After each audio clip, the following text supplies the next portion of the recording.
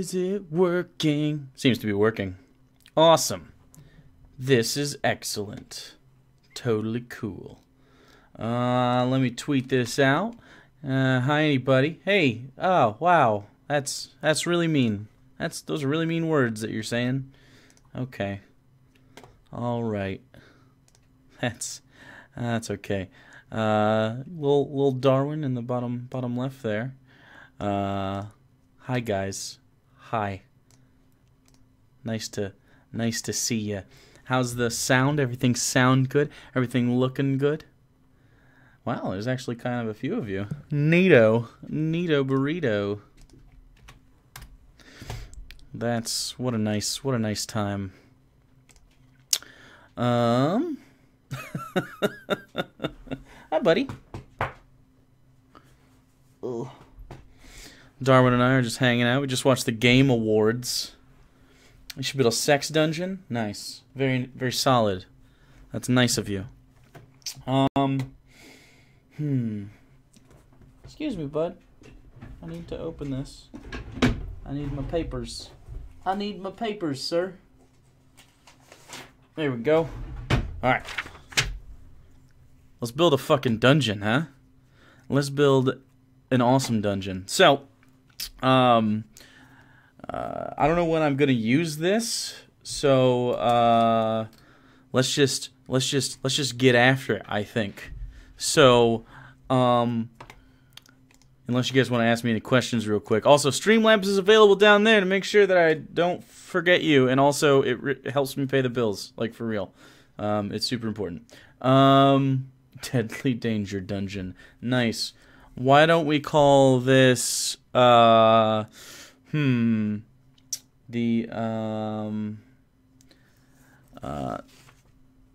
Tomb of Fannihilation. Get it?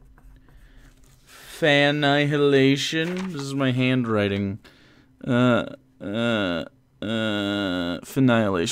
Anyway. A criminal hideout in the back of a bar. Is it gonna be a dungeon? A whole sweeping dungeon? Because that's pretty cool. I like that idea. So the front of a bar is like a whole sprawling, yeah, Tomb of Annihilation, yes. So the bar is like a whole sprawling system, maybe that runs under the whole city or something, like a small city. Have I heard of the D&D show Dice Funk? No, I have not. Hello, Luis.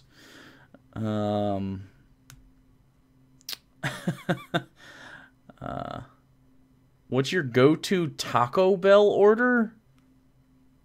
I mean, I try not to go to Taco Bell. Baja Blast is good, though.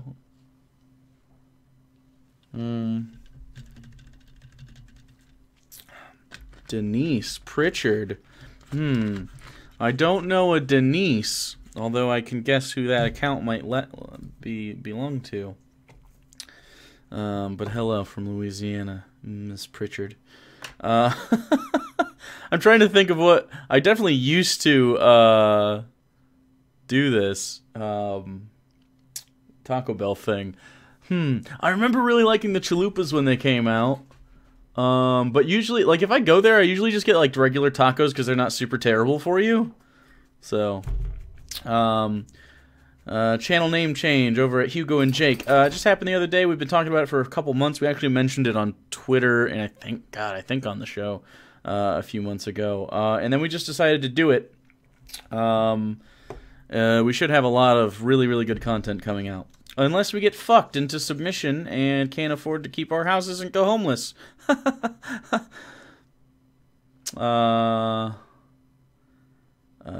Mobster riding on a Goliath. Oh, wow. Come on. Just finished their 3rd season. Good for them. Sounds fun. So, and then Jex the Emperor running your first actual dungeon on Saturday. Okay, so I think the parameters of a dungeon needs to be subterranean to be a dungeon, right? Subterranean. Another thing it needs to be is there needs to be like traps. I think traps. That meme is dead. Just shut up. Shut up before it comes out your mouth. Jack in the Box is objectively terrible. It's so bad. I don't know why you would do such a thing. What else does it need? I think it needs secret doors. Secret doors. Needs some chests. Oh, see, there you are. There you are, Saswat. Fruit picker. Oh man, Connor.avi. That was one great Fruity Cucks thing. What else do we need besides secret? By the way, tomorrow there's a new chick tracked over at Hugo and Jake, and it's funny as fuck. I just finished editing it a little bit ago while I was watching the Game Awards, which is fantastic. It's actually a really good production. I don't know if you guys saw it, but we're actually going to have a video on this channel about the Game Awards coming up. It's either going to be just me or Hugo's going to be invited. I don't know if he's interested in that, but it was cool. You've never done the... Oh, you've never done making a dungeon? Cool. Ooh, puzzles. Let's do a puzzle. At least a puzzle. What else? What else is in a dungeon? I'm grabbing ideas from you guys. And by the way, we might have to roll at some point, and I don't have dice, so like last time, if you weren't part of this last time, we made some encounters in the forest. Get your D20s out if you have them, and you can roll. And I'll try to use randomly some dice rolls. Chest make things feel good. And stab and grab. So maybe they need something at the back of the dungeon. So they need to fight their way in, and like a smash and grab sort of thing, and leave before there's. So maybe like a thieves guild, but like they have something. They have something that someone needs. That'd be fun. So yeah, let's call it a smash and grab, because I like this idea. Smash and grab. Make every chest a mimic. That's just, come on. Oh, we're definitely doing the Jurassic World trailer. Believe that. Gotta have some secret passageway. Yeah. How about rats? Rats are fun. I assume they're low level. I think we talked the other day. They're low level. So yeah, rats are good. If you're doing a monstery thing, goblins are super fun because you can throw like a shit ton of them at people. Hey, I love you too, Senor Penguin. By the way, feel free to tweet this and share this around. Oh, Swamp Ape donated 10. Imagine a sub basement in a bar filled with hidey holes for rogues and shit popping in and out like a goddamn Viet Cong. Thank you so much for your $10 donation. You're keeping the lights on. That sounds cool. Let's say Viet fucking Nam. I wrote down on my notes. Fire-breathing laser mutant rats. Nice. By the way, if you donate to the Streamlabs, I will find a way to try to incorporate your crazy idea. I will absolutely do my best, goddammit. That's my plan. So,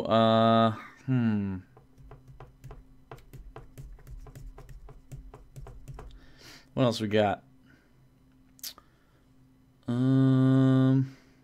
Rodents of unusual size. Nice. Best times I have in D&D invariably come from interesting loot. Things that do something unique always make business fun. So let's look at Xanathar's Guide to Everything real quick, because they have some, because they do have a lot of really pretty strong stuff. But let's just see if there's anything interesting. Ooh, secret passwords. Okay, so let's say secret password, because it is a thieves' place. Secret password. How do we get the secret password thing done? Of course, they need a final boss fight. I think that's. We're at Thieves Guild, but a gold. Oldie but a goodie. I see what you're saying.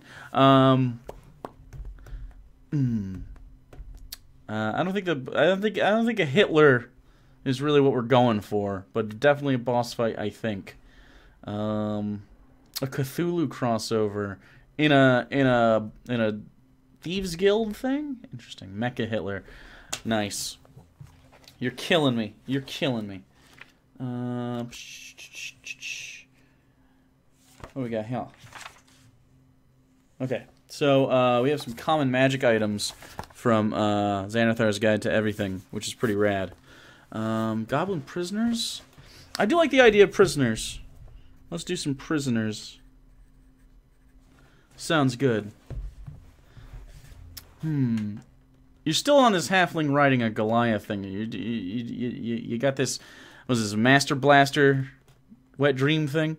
What's the theme of the dungeon and what are the minions? I think we're going with, it is a, the players are going to have to, like, get into the Thieves Guild.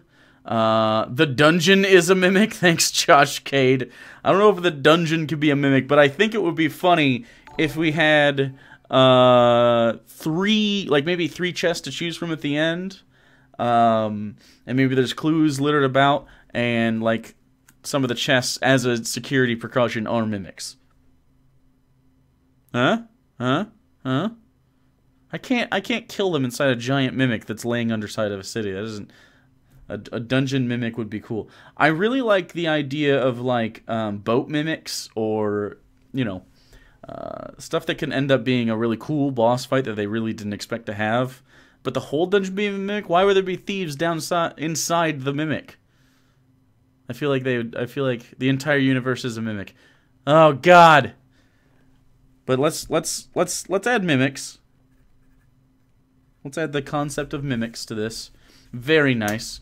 By the way, the rule is if you donate to either Streamlabs or Super Chat, we get to keep every cent from Streamlabs, but Super Chat might be easier.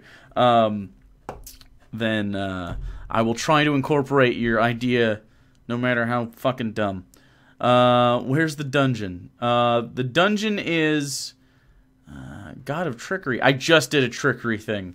Just did one. A mimic is something that, so like if it's a treasure chest, which is the common mimic, it looks like a treasure chest, and then when you get up to it, it's actually just a fucking monster with teeth instead of a mimic, and it attacks you. Leader of this thief group should be a warlock. He actually serves an evil being whose intentions go far beyond just thievery. Interesting. Actually feeding NPCs to mimics can screw with their minds. A slime monster made of sebum. God damn it. You're just here for the memes, aren't you? You're here for the memes. That's fine. Let me think of some magic items real quick. Let's see what sounds cool.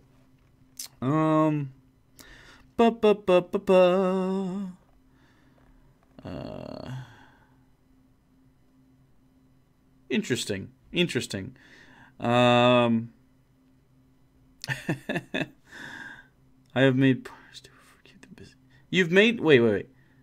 You've made them. How did you make them feed NPCs to the mimics? The head of the guild is a mimic. Everything's a mimic. Real original. I fight the shit out of a Pikachu. I say Crazy Alchemist is just running around throwing random potions at people. Oh, Blizzard vlog. Shameless plug for himself. I can respect that a little bit. A wand that changes the color of anything it touches. That's silly, and I like that. Sophie's choice. Them or the NPCs. Okay. I'm worried one of my characters might suicide. I got a whole dice set ready to roll here. Ready for you to give the word. Ooh. My wiener twitched a little bit when you said that. Okay, so right now it's Subterranean. We know that it's a Thieves Guild. I'll write Thieves Guild because I didn't write that down. Thieves Guild. The color spectrum is a mimic. I appreciate you. Art Thieves. Yeah, I'm into Art Thieves. Let's say Art Thieves.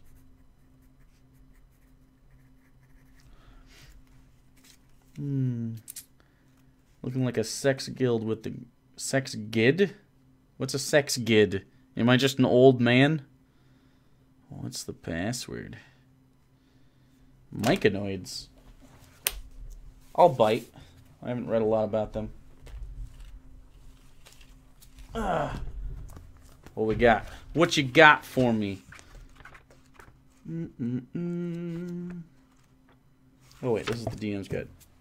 Shit. Wrong book. So many books. Drug dealers. All right. Okay. All right. So a myconoid is this. That would be interesting.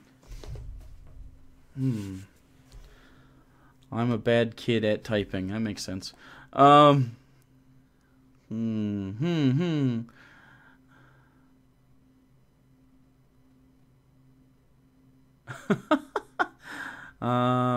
they do tend to be very peaceful. Ooh, what if they have to rescue some myconoids because they're kind of small. They can lead them out, but the myconoids make them high as balls while they're doing it. So when they walk out, it's like crazy. Maybe the dungeon mimic was sleeping.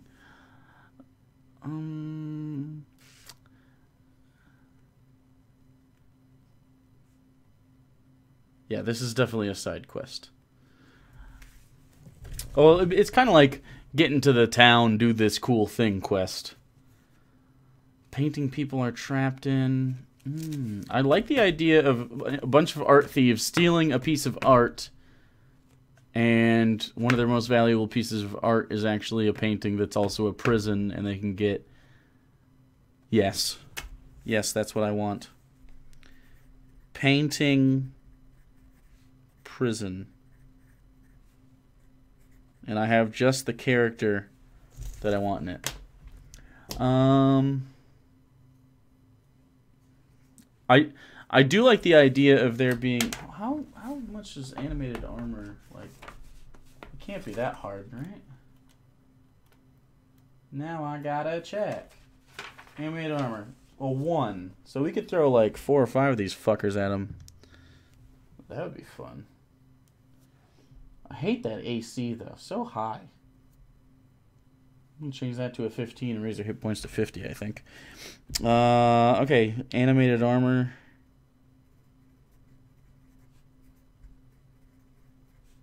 Room. Fun. Fun shit. Okay. I think we're going away from the myconoid idea because it just doesn't make sense thematically. So here's what we got. It's a Thieves Guild dungeon, right? It's hiding at the back of a bar. Of course, it's subterranean then. There are traps, secret doors. There are chests, some of which are mimics. There's at least one puzzle. I wrote Viet fucking Nam because there's going to be a room where there's hidey holes. There's got to be a secret password. There's a prisoner, and the prisoner is being held in a painting. And this whole thing is a bunch of art thieves. I do not have Tomb of Beasts from Kobold Press. Clockwork Constructs are actually just a race of people in my world, and they're on the other side of the map. Is this dungeon an art school? No.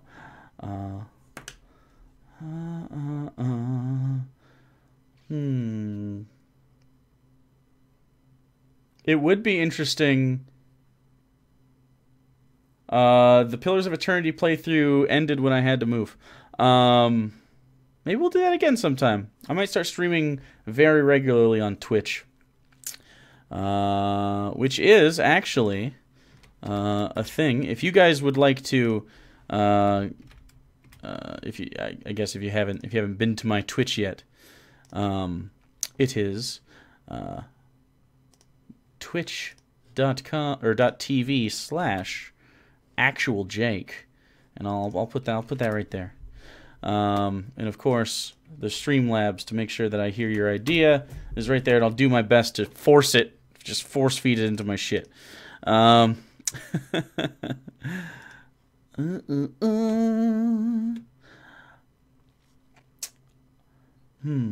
kind of like the idea of maybe the thieves at a certain point can start using the paintings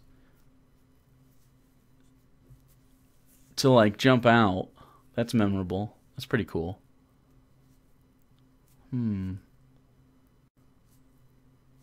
Sorry, unless you got a time machine, that content is unavailable. I'm on the channel myself. What are they? What are you talking about? You might have to copy and paste it instead of clicking on it. I don't know. Let me see. Try copying and pasting it, because, I mean, I'm on it in my real life anyway.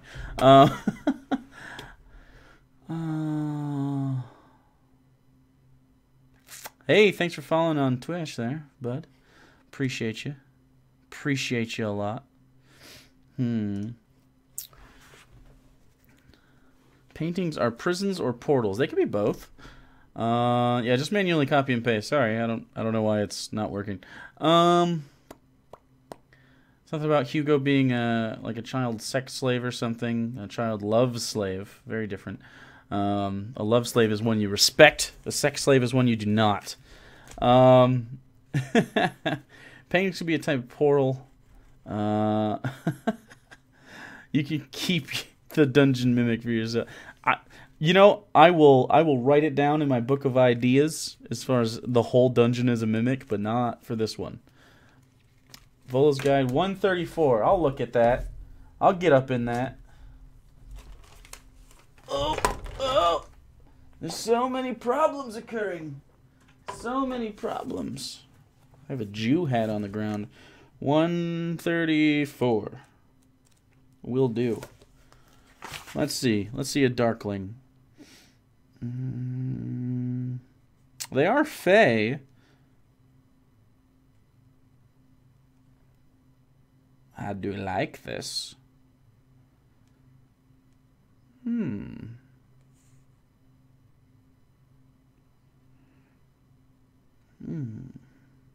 they all fucking explode when they die, which is fun.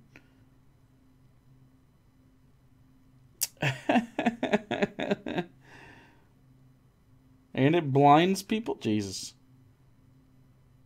Yeah, these aren't super hard, but they're frustrating. I like that.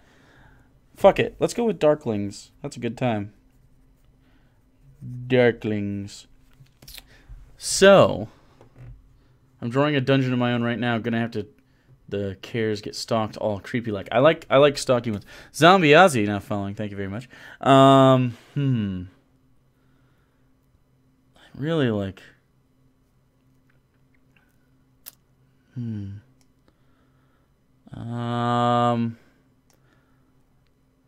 Does the painting lead to the painted world in Dark Souls 1? I don't play Dark Souls.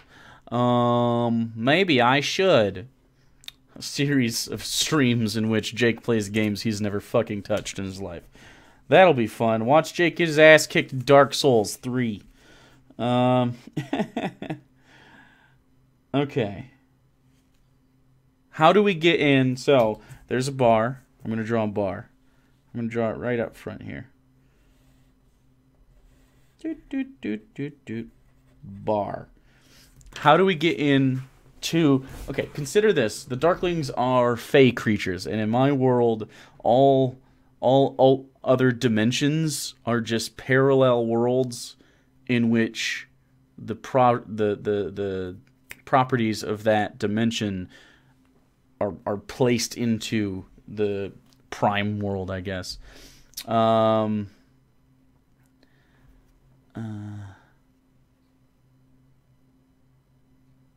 well, something about Farah says that your mom, or your stepmom, is concerned about your maybe possibly future addiction to D&D. Addiction is a strong word. If you can get addicted to having a fucking good time, Should need some kind of lighting. Yes, I noticed you. Make a bar and make all the bottles mimics so they're tiny, so low damage. But no.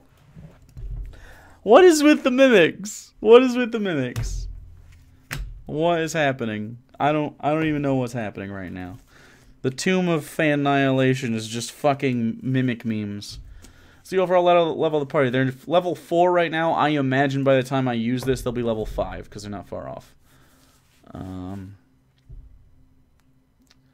Darklings die in light. Do they? Summoner Queens cause the Darklings body to absorb light, and doing so wise as a creature. The effects of reputation. For this reason, Darklings cover every part of their body with clothing when exposed to the...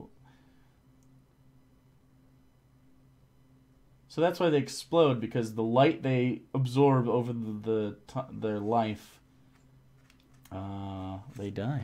They explode. Johnny Lilto is now following. Hey, it's your boy Johnny Lilto. Mini beholders as disco lights. See, that's fun.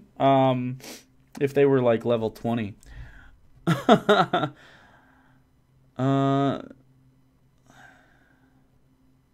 So we could do like a painting portal, like kind of like Mario. I think that's kind of fun. Stats for the flesh golem, but increase the AC to 17. Call it a treasure golem. I don't hate treasure golem. Do you like damn Memex? Oh no. Oh no. The dynamic lighting in Roll20, I have not used it, but I will look it up. Maybe we'll do a Roll20 thing. My buddy Mikey is actually running a Roll20 campaign that I will be a player in, so I'll be a player again for the first time since I played in his last campaign, so that'll be fun. You want to make a Harold Penisman joke? Go for it. Harold Penisman. Boop. I like the Darklings a lot.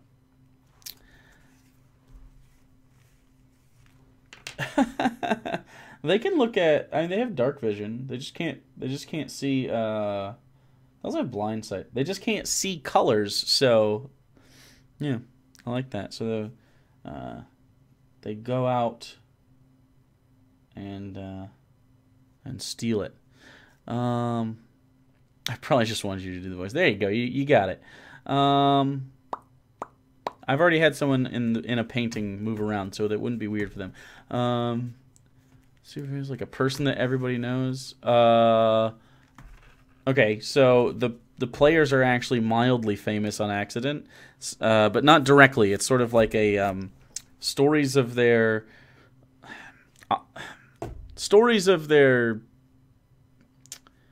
adventures 5 years ago, because they got transported 5 years in the future. Turned into a short-lived comic book. And it's called Odd Debauchery and the Debauched because one of the characters, the Professor Hugo's character, did a thing and he got called Odd Debauchery on accident by Elenia, my girlfriend's character. And it was in a crowd of people. It was like an arena thing. And so they got mildly famous, and then they disappeared off the planet for 5 straight years. And so their legend kind of grew because they also faced... they did some things in the same city that rumors would have spread about. So yeah, they're a little bit. Ooh, I like gargoyles. Yes, gargoyles. Good idea. Very nice idea. Paintings of themselves that come alive. They've already... I would do that, but they've just gone through a thing where they kind of faced themselves, or at least parts of themselves, or people they love, in a recent roleplay thing that they had to do. Keep a manticore that guards the painting. I don't see why they couldn't have a manticore. Is there anything like... Because I kind of had an animated armor for that. What's the boss going to be like? If Darklings are the... I could just make like a badass Darkling. I could kit bash a Darkling. It's not a big deal. But I am still interested in how that would work.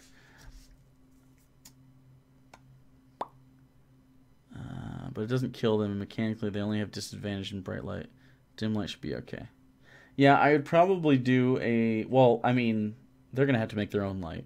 It's going to be totally dark down there. Yeah, it is just... Frozen Engineer now following. Thank you very much. Where's the entrance again? Okay, so they walk into a bar. They hang out in a bar for a little bit.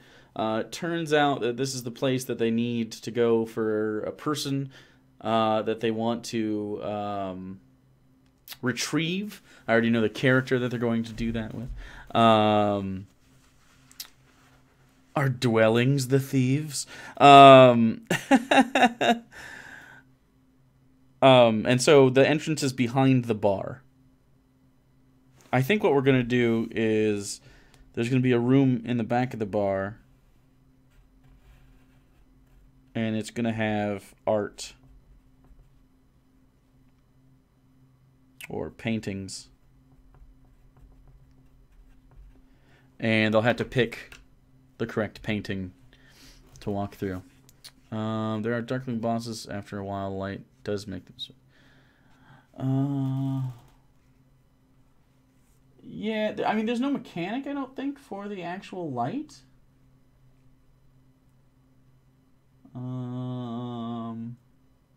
Like, as far as how to make them die, it's just that, like, when you kill them, they explode. But they will start to age in the light, which I think is interesting. So I would probably roll for how much they age as that happens. I request to be the final boss, and I expect to be aided by 7 Carby copies of Tiamat. Maybe. I can always... the thing is, with the challenge ratings, I can always make that lower. I can just change the stats around. It's easy enough. Paintings come to life as the boss gets weaker. That adds... Like... I'm trying to read this. Make the boss surrounded by paintings. I do like that idea. And stage it so that the paintings come to life as the boss gets weaker, like adds and just your choice on what the paintings are and what attacks out. I like an art room fight. I do. Art room fight. And maybe I'll treat the paintings like a beholder and like roll to see what shoots out of it. And maybe I'll just... Someone earlier had said... maybe I'll take the stats for a Darkling. And I will add a couple levels of like a Warlock. Or some other caster. Darkling... Warlock. Yeah. Deck of Illusions. Sure. Deck of Illusions. Painting. Sure. Extra enemies. Oh, I see. Gives you pre-built visuals and what comes out of them already for free. Yeah, that's a good idea. I like this. Maybe make the boss a drunken painter. I like the idea that they stole all the art instead of... Could have some art snob NPCs who reveal hints about the correct painting in conversation. Painting of a ship in storm water that blasts out rain lightning. I really like that idea. Hold on to that idea because I don't know where to write it down just yet. I think we're gonna have like... Let's have 6 paintings. So actually I don't think I want the initial room to be hard to get into, so I'm just gonna say it's a door. It's just a door, but at the end of that hallway is a painting that is a door. Painting. Okay. Why are they stealing art? Why are the Darklings stealing art?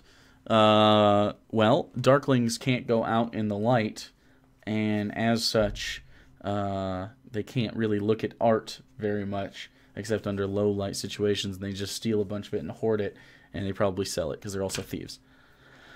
Yeah, I like the minions. I use the minion rule a lot. It's simple. You just give them like 10 AC and 1 hit point and just go at it, and they can slaughter a bunch of minions. It's pretty fun. Thank you for watching.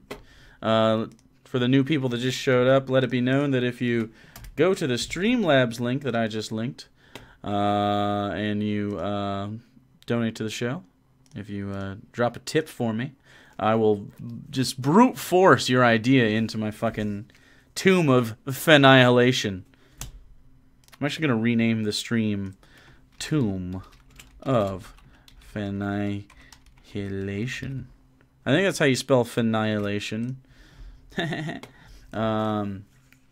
Paintings like Horcruxes.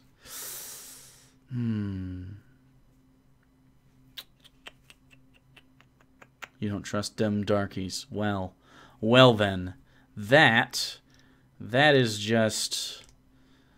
I can't abide by that. I am now demonetized. Thank you very much. Appreciate it.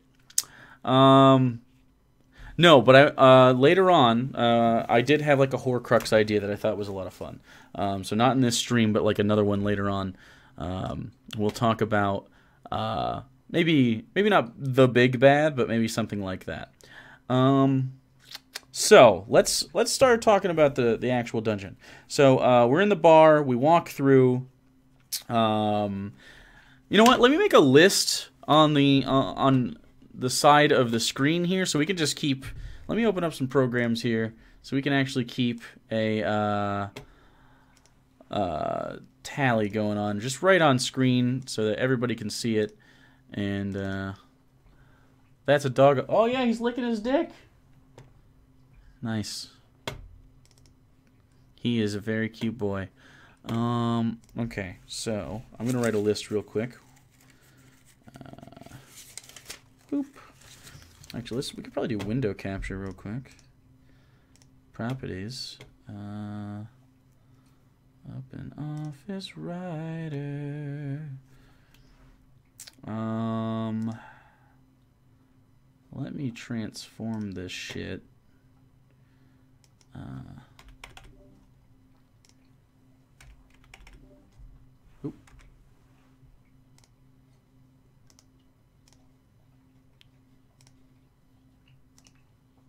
Transform.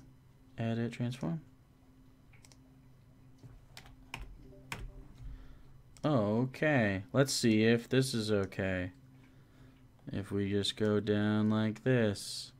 And we do this. This isn't going to be over my face, I promise. So let's move this over. We can just pop it up here. This will be our thing, you know? Our thing. There we go. Sure, there we have a list. Okay, so we are definitely, it's a Thieves Guild. We could probably make this bigger. There we go. Sure.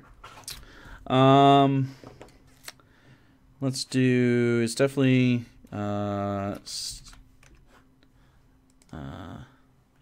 smash and grab.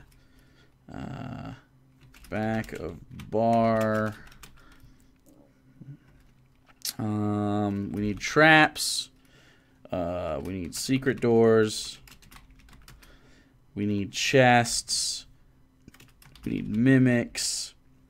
We need a puzzle. What else do we need? Viet fucking Nam.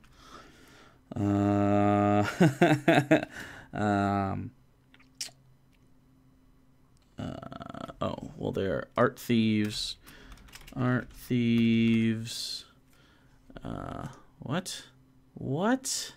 How is thieves not a... Shut up. Just, you shut your goddamn whore mouth. Let's grab for prisoner. The prisoner is trapped. Prisoner in painting. Doggo. Doggo there. Hi, bud. You getting comfy? What are you doing? If he starts fucking my couch. Okay. Yeah, it's Thieves'. That's why. I'm stupid. Because that wouldn't make anything. Fucking doggy. We want animated armor as an enemy. Darklings are in charge. Gargoyles are fun. Little statues. I'm gonna say maybe some golems. Or one. And then art room boss fight. Who is the prisoner? He is a special character. An important NPC that the characters will want to get a hold of, I'm sure. Let me get a little bit less of the of that word processor. There we go. Just a little bit less. Sure. Cool. Alright. That way now we have our list. All good. All good in the hood. And now I can read chat again. More nicely. Okay.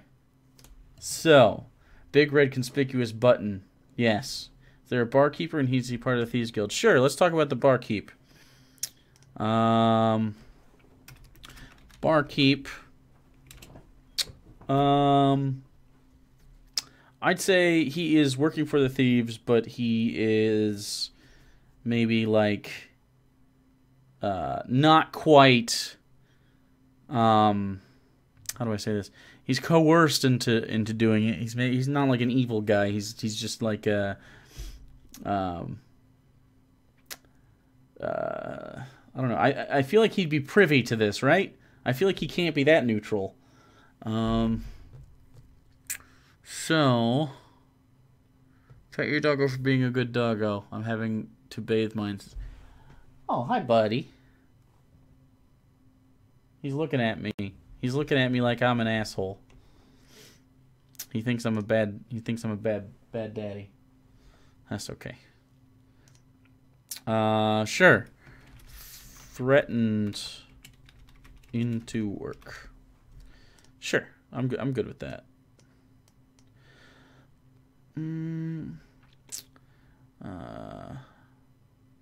Yeah. And sure, or she, whatever, doesn't matter. I usually the barkeeps I usually roll randomly, but I like to have their motivation. So, he's right there, but he's just out of shot. Sorry, Doggo will be around, I'm sure. They have the barkeeper's browser history. Nice. Is there anything else we want to add to this before we start saying it? Except he's being blackmailed by a were-rat gang.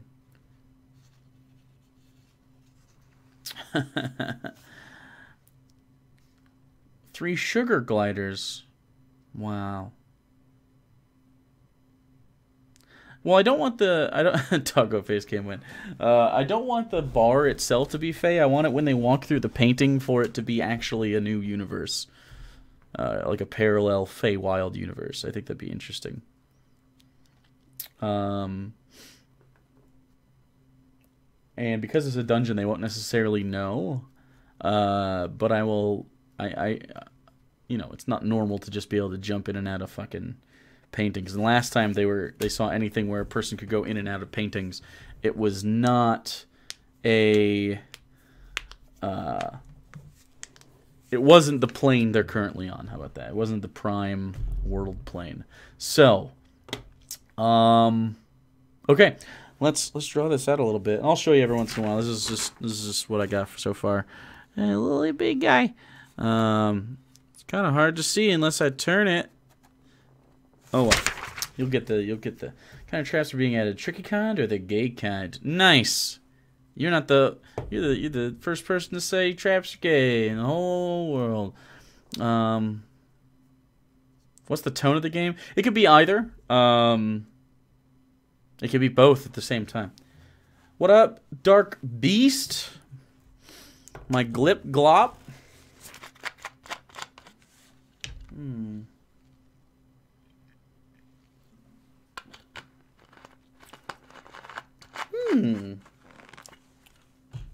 I'm interested in this mysterious note idea. How would that work? I don't know. Hey, I made that joke. Is there anything that... Well, let's write that as a note because we should write that. There we go.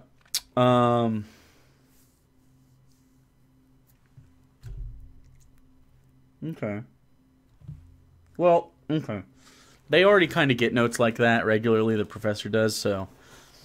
Jonathan Campos, we are making a dungeon, my friend. Man, more people keep coming. This is great. That's good. That's good for everybody. Oh, Darwin, watch out, buddy. Watch out where you're going, my friend. Do any of them speak Abyssal? God, I want to say actually Hugo's character does. By the way, if you're just joining, I will try to ham-fistedly force your idea, or at least an aspect of it, into the game for sure, or into this dungeons for sure, if you donate to the Streamlabs. Any amount, doesn't have to be anything. Oh, Dr. Smart, what a nice fella. What a nice fella. So, yeah, let's figure out what's in the first room. We got to figure out what's in the first room. We got to get into this a little bit. So, this is the Tomb of Fannihilaton, because it's fan made, like that's you guys. And so the first room we walk in, so we're in the bar. At a certain point, we decide to get into the back area of the bar. There's a single door behind the bar. Walk through it. There's a single hallway and a painting. And you walk through the painting. Hi, Stephen Reninga. Didn't want to say that wrong. The stream doesn't let you put in a link. Yeah, it doesn't let you. It doesn't let other people put in a link. Only mods or me. Yeah, I've seen D20 Pro and stuff like that. I like them a lot. Are you saying I should go out to D20 with the World Engine Alpha behind the ad and we can all see the map? Okay, let me try it then. Unless I have to buy it, in which case, no. 30-day free trial. Man. I do have... Well, I have Dungeon Painter. That might work. If you want it. We'll consider it. Done with D&D session, my poor, nearly naked bugbear paladin. DM stripped me of all my junk to be allowed to play a bugbear in the game. I answer, hell yeah. Wow. Dude, Buffalo Wings sounds super good. Wow, free trial. Just let you save the map. Yeah. Well, I already have... I don't really like Dungeon Painter.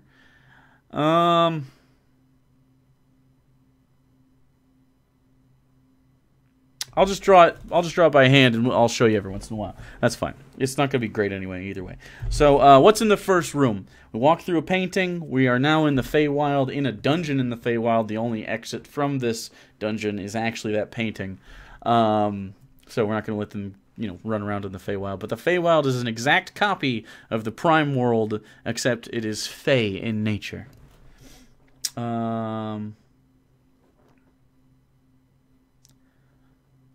What are we talking about? Fucking people when they're drunk? No. The actual inside of a famous work of art would be legit. They could be trapped inside this... the M.C. Escher painting? Maybe.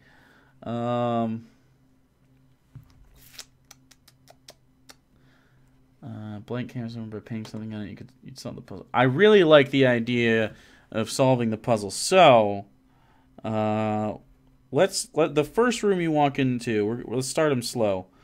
Let's have it be a painting puzzle room.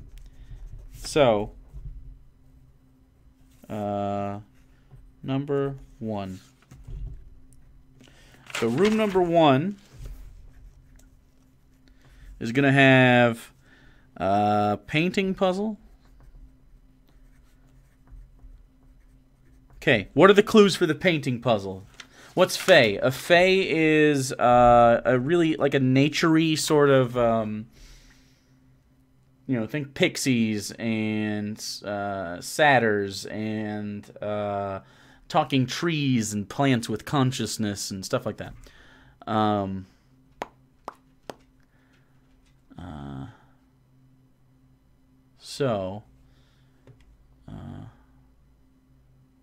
We don't have to add tons of growth and stuff. It is really the Feywild. Kind of what my idea here is. This would be the first time they actually. Hi, bud.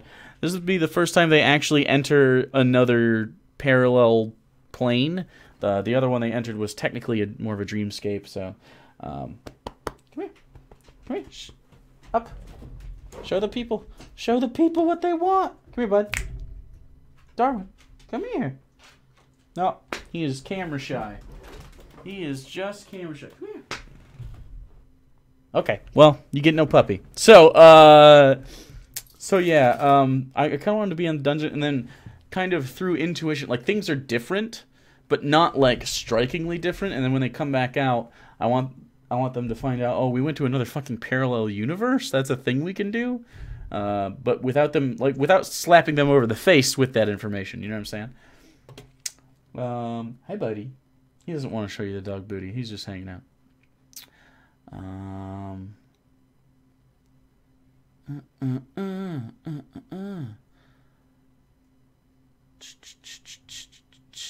Yeah, he didn't want to come up. I tried my best, guys. Sorry. Fomorians. Is that in the monster manual or Volos? Are you talking about those things again? No, that was my something. Where we got Fomorian. The giants. They're level 8. They're too much. They are going to be too much unless you want me to hold on to this for a super long time. Could have different funguses and stuff, but that's a lot for me to keep track of.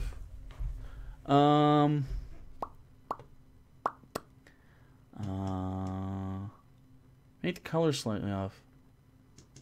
I do like that. Well, okay, so the character they're getting would probably know about the Fae and stuff like that. So, I think it's reasonable for them to want to get this character out. He's important to one of the characters' main arc. Okay, so what's the riddle then? We could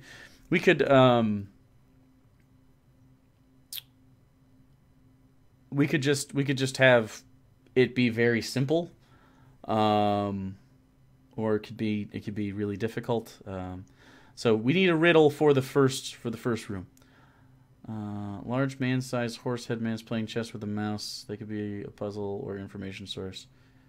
That's a little too much for the dungeon, I think. But I like that. That's a fun idea.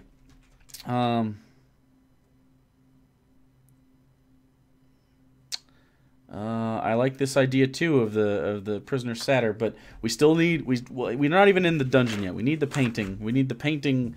What's a good riddle of paintings? Well, how do we? I'm trying to think.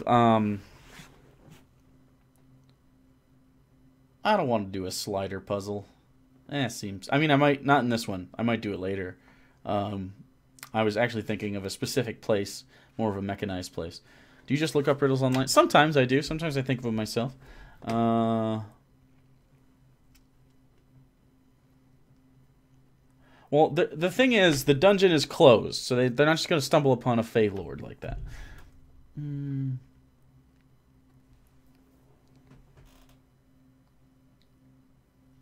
Angel, a demon, and an elemental playing cards. Interesting. Let's look up painting riddles. Painting riddles.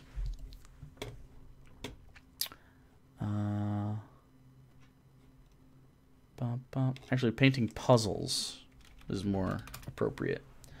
Not jigsaw puzzles. God damn it.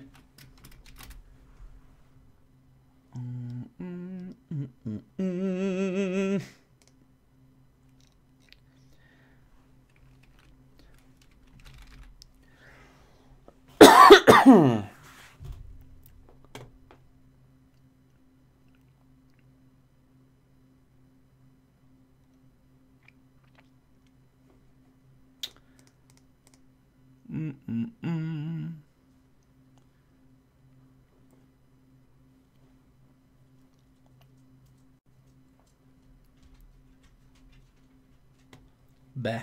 Lame. All of those are lame. We already... Jonathan, that's a... Are we back? Well, I think we're good. Okay. Get real pissed. Okay. What do we got?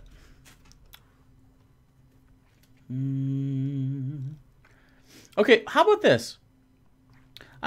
What if there's something just missing in the painting, right? So what's missing in the painting? And maybe they actually have to use an item that they have to fill in the gap on the painting to open a door. Or they have to actually place it in the painting because they can dip through it with their hand. I like that idea. Painting puzzle. Missing... An apple. I don't think they have an apple. That's brilliant. Hey, I mean, if you guys want to continue to S my D, I will take it. I will take it so good.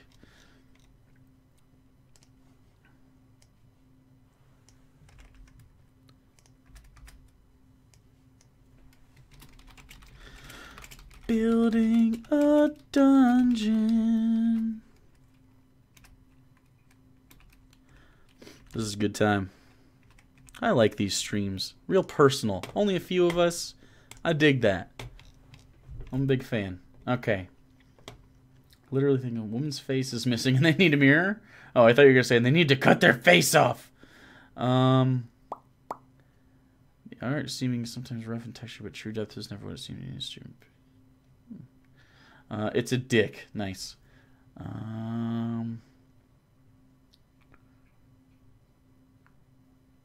What's Einstein's riddle? That'd be interesting. Just have a treasure chest in the painting. Someone has to sacrifice gear. Ooh. I do like that. An open treasure chest.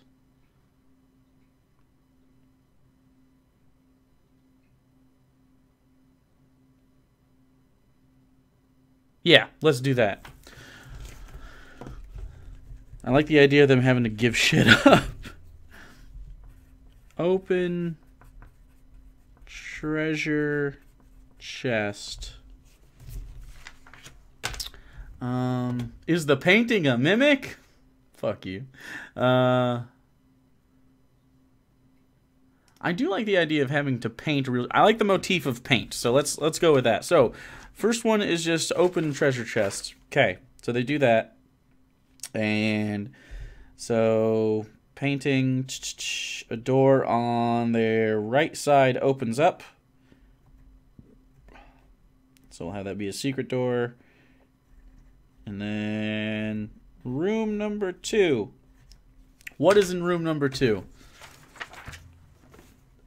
So we can effectively, we can cross this out, but we don't have to never use it again. So thieves guild, we're good on that. We did the thing. They are art thieves. We have established this. I'm gonna keep this up there just so we remember to end it like that. Same thing here. We got through the back of the bar. We'll keep secret doors, chests, Viet fucking Nam, paintings, art room boss. That's something I'll keep this list anyways, but that's something we don't need to look at right now. And we'll keep Feywild open just so we remember to like add Fey things. Ryan Boyle, what's happening? We are making a dungeon together, my friend. And all the things on the side are you know, the properties of this dungeon. Can be written, can be spoken, can be exposed, can be broken. Your word? I'm guessing. I don't know if it is actually that. Are you talking to somebody?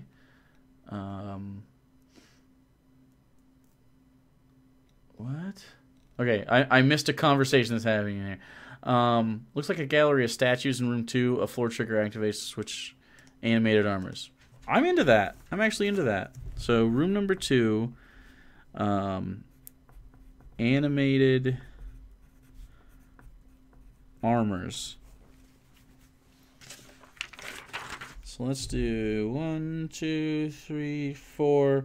Maybe there's just like a door, and when they try to walk through the door or whatever, that obviously doesn't work until they kill all the armors. I'm into that. Venus.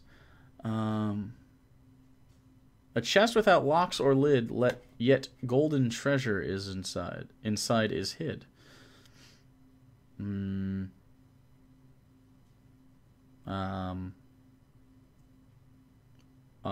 don't know. Is it like your character? Hi, Thomas. Thanks for hanging out.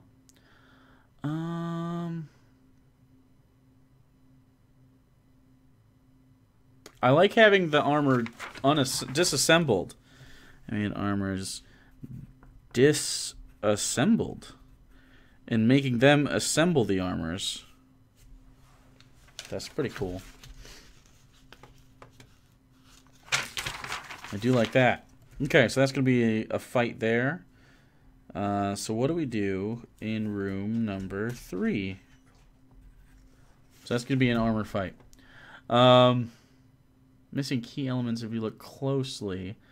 We kind of did that in the first one.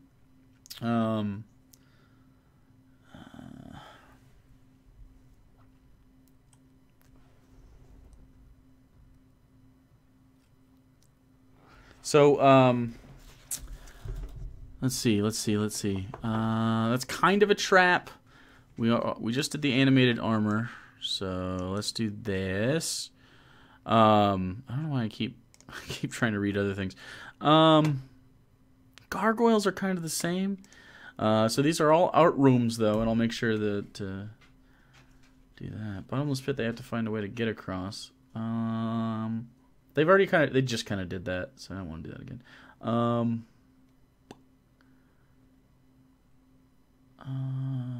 This wouldn't have a spike pit. This is more of an art housing place. It doesn't really make sense for them to booby trap their own shit. Kind of the way this is going to work is all the booby traps are for people that don't know what they're doing, and the people that do know what they're doing would never trigger them, right?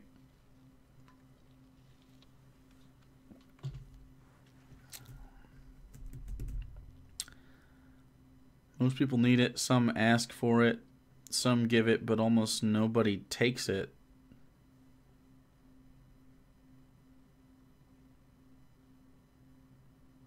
Shit.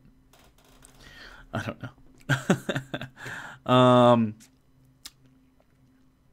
So, we had the painting puzzle. There's an open treasure chest. Basically, they just have to shove some stuff in there and fill it. I'm just going to say they have to fill it with whatever. Filled with, I don't know, 200 GP of stuff. That's fine. I'm fine with that. Basically, they have to... Your eyes? Why do your eyes hurt? What are you talking about? What gets wetter as you cry? Oh, I see. A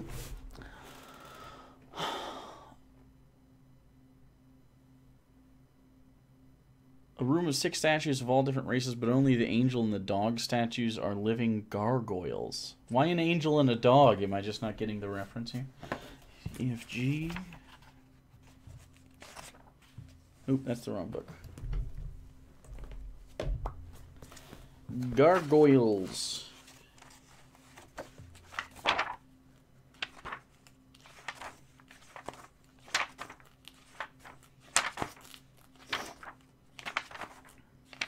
Here they come.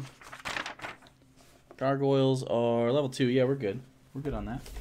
That's fine. It's achievable. Coin in the middle of the room. You pick it up. The room starts to compress.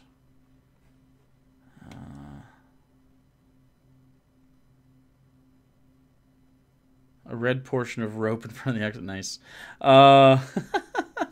Angels from Dr. Hugh. Instead of who. I love it.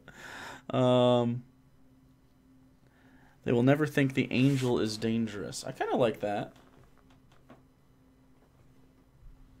How dare you, Devin? How dare you, goddammit. So, we had the painting puzzle and the animated armors. The next one, why don't we do like a longer hallway? And at this point, we'll say that the Darklings are privy to the players. And they basically just have to get across the room. But there's 1, 2, 3, 4, 5, 6, 7. We'll say there's 8 paintings. And so it kind of looks, I don't know how well you can see this, but we'll do our best to show you. Kind of like, wow, that is bright. There we go. Kind of like this one right here. So there's just 8 paintings. This is just how I draw this shit. Those bubbles are paintings.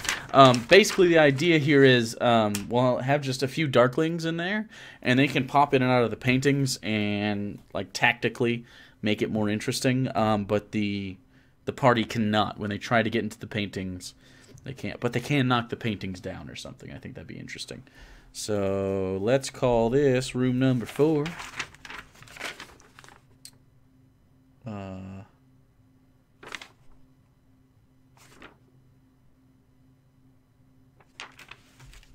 Did we not do anything for 3 yet? I just kind of did. I skipped it. Darkling painting hallway. Okay. Zorn is not a thing that exists in my world.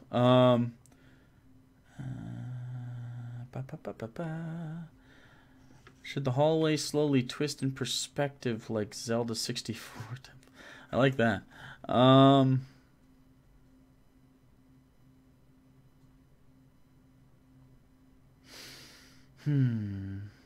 trap that plays Nickelback very loudly. How dare you? They enter and they're beaten with a bat in real life. That is just assault. That's just plain... That's just good old assault with a deadly weapon. The illusion of a red dragon. I kind of like... We could make room number 3 kind of big. And like bulbous. And we could do an illusion like that. So, okay, keep going with the illusion idea. Say it was a dragon or something crazy. Just something they should not be fighting yet. What's a good enemy that they should not be fighting yet? Something that they... Oh, I have a mini of a beholder. Okay. How about this? It's an illusion of a beholder. But... Beholder... Illusion. So, what does it do?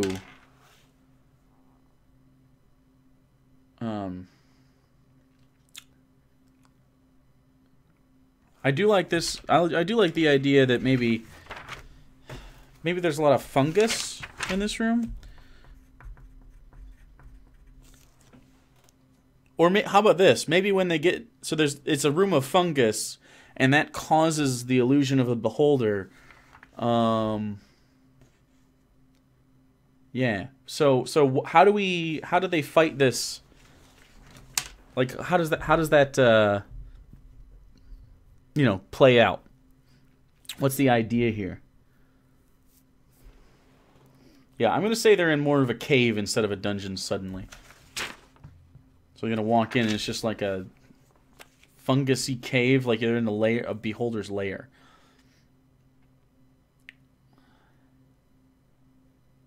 Ew. Grody. The illusion is a beholder and the room is trapped. The room has gems embedded into the walls. Trigger has the gem beams like the beholder eyes. I kind of like the idea that they're just hallucinating the fuck out of this thing. Where did the rooms come from? I thought they were in a dungeon. Yeah, the rooms of a dungeon. That's a common layout for dungeons and stuff, just to have rooms connected. I like the idea of doors and stuff. Eventually, we're going to get into an open expanse, but dungeons are kind of... That's how they work. Could be as simple as a natural spring running through the floor, or a crack on the wall, and the water simply cures them. I kind of like the idea...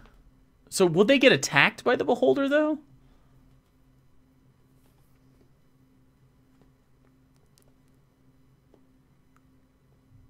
There's a cat. I have a cat. Come here. Come here. Ugh. Okay, hold on. Will you stop it? What do you do with that tail? All right. Will you stop putting your butthole on me? I don't like that. Okay. Psychic damage.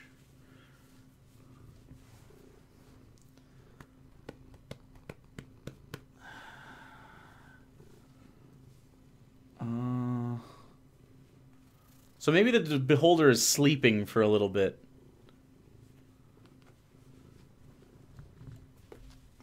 Ow. She likes beards. She like chews on beards. That's a thing she does. Ugh. Okay, Inquisitor Thomas, you're boring.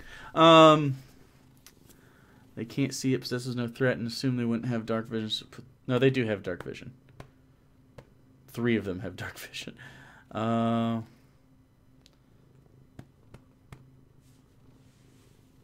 Yeah, but they can't actually fight a fucking...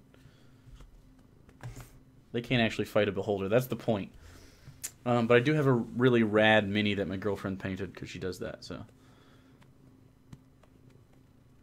The water cure is poison. Ooh,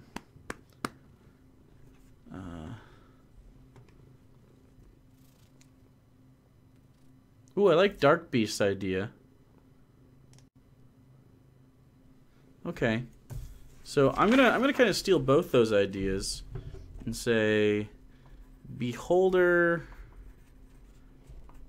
talks them out of leaving. And then just dead heroes when saved. That's fine. I'm good with that. Okay. Alright, say goodbye to the cat. She's super heavy. Hold on. Alright. Thank you. Darwin, don't be a jerk. He wants to play really bad. Hola, gato. No, cat. Well, you know, she's heavy and she kept biting me. Use day brains.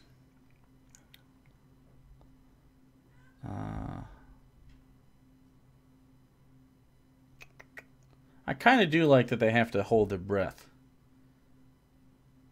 Yeah, they would cure the hallucinations if they weren't in the room with the fungus. But I think once they walk into the fungus, maybe I'll make it like a hallway of fungus, and so it has a little bit of time to you know, take effect.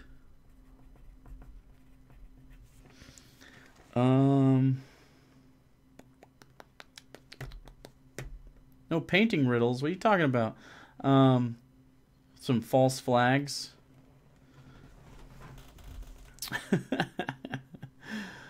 Hallway of Fungus sounds sexual. I hope not. What kind of false flags you talking about? What kind of other fucked up things can we make them look at? Oh, yeah, we can do the myconoids here. That's fine. Whatever.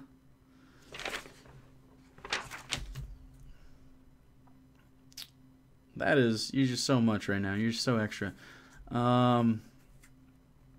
Sure, but like what kind of those things? Nymphalar? Nymphalar? I don't know. What kind of time sinks do we want in this room? If they're, I would like them to fuck about for a little bit in here. I think that'd be fun. Oh, well, it has nothing to do with the puzzle. Okay. Yeah. False answers to puzzle. Hold breath to step hallucinating. There we go. Cool. I like that. I like that a lot. So, after that, they're going to enter this hallway where a bunch of the Darklings can run in and out of the shit. And at the end of that, I do want to reward them a little bit, because that's a few pretty tough rooms. So I'm gonna add a room here that has like, let's do the 3 chests right here, and one of them's gonna have blood on it, and that's gonna be the one that's not a mimic. 3 chests, bloody one, not a mimic. Okay. Who's eating fungus for years? Jeez. A literal false flag. Nice. Ah, fuck you, Devin. So what should be in their reward chest?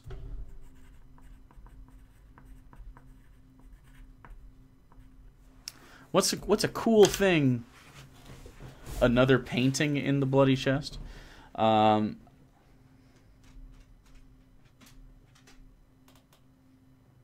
I do like red herring riddles.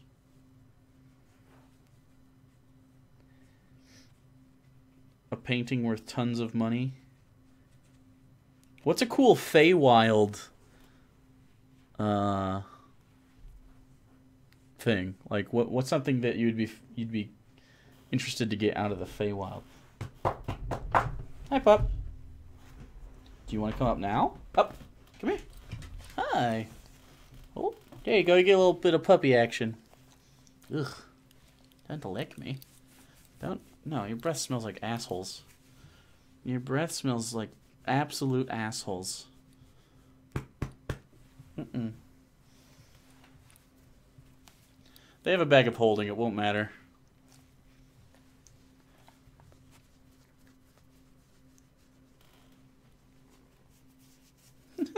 He's loving this shit.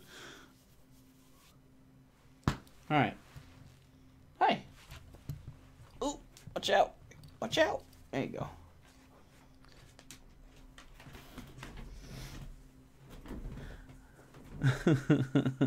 Yeah, he's a baby. Damn, bag of holding, yeah. Part of a puzzle. Well, yeah, but you gotta be specific with me, man. Gotta be specific. Why is he so cute? That's just the way he is, man. Can't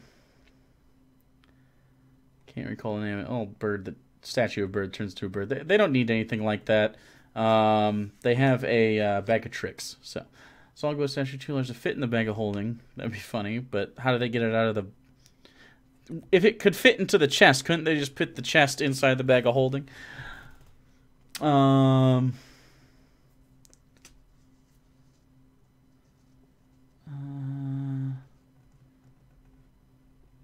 sentient boot? A single boot that is sentient? I don't want to have to roleplay a boot, too. You give me a lot... These are work items. I don't want work items. I want fun ones. Fun ones without work.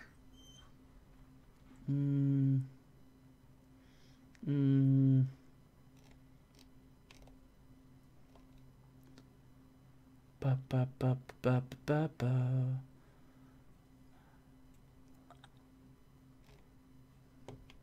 Deck of many things. Wow, yeah.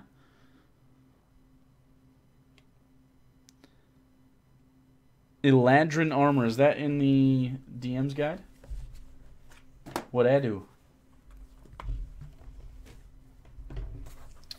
I don't know who really needs armor at this point. I kind of don't want to give it to him, but I don't know what it does yet, so I'm not going to naysay it. G...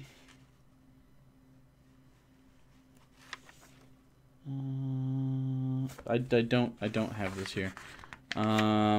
Never the deck of many things. It's a good way to fuck up your game. That's a late level thing after they've done stuff. A deck of many things is a deck that has tons of different crazy chaotic options that you have to be an insane DM to use.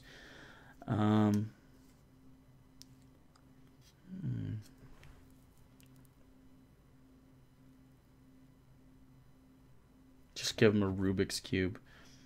A rope snake. What is a... Not, okay, you guys, we gotta get a good Fey magic item.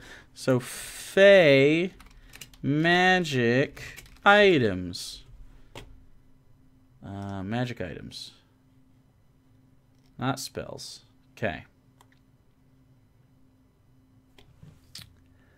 Not the figurines, not the gem. Laurel crown.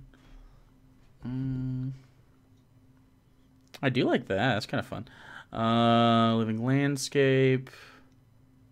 Lovely oil painting always depicts a place in incredible detail. A living landscape depicts a single location, but the setting can be a room, a cityscape, or a countryside. Anyone viewing the living landscape sees an accurate image of what is happening in the location depicted. The lighting is as it is in the scene. Any people or creatures in the scene appear as they would to someone of ordinary vision. For instance, an invisible person would not be seen. A creature or object protected from scrying would also not appear. Low light vision and dark vision do not work on images seen through the living landscape. No spells functioning through this item. Lesser living landscape does not provide sound. So, a living landscape. That's kind of fun. Yeah, let's do that. Let's do that. So I'm going to bookmark that page.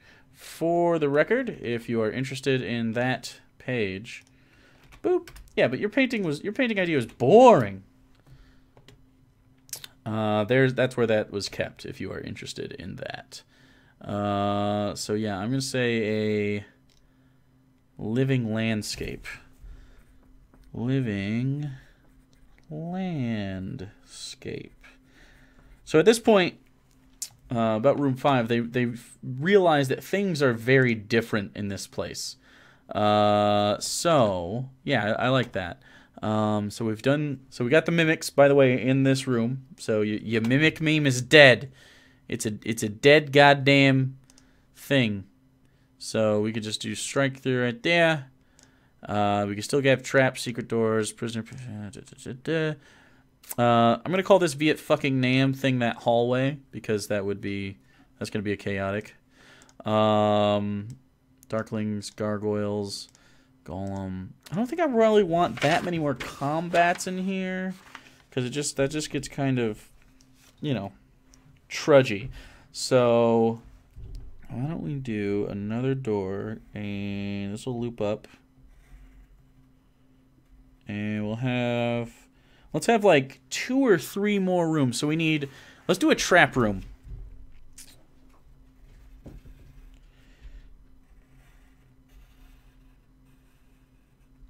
Six. Trap room. Okay. A necromancer mimic. What is a mimic? A mimic is a thing that looks like another thing, but it is a monster.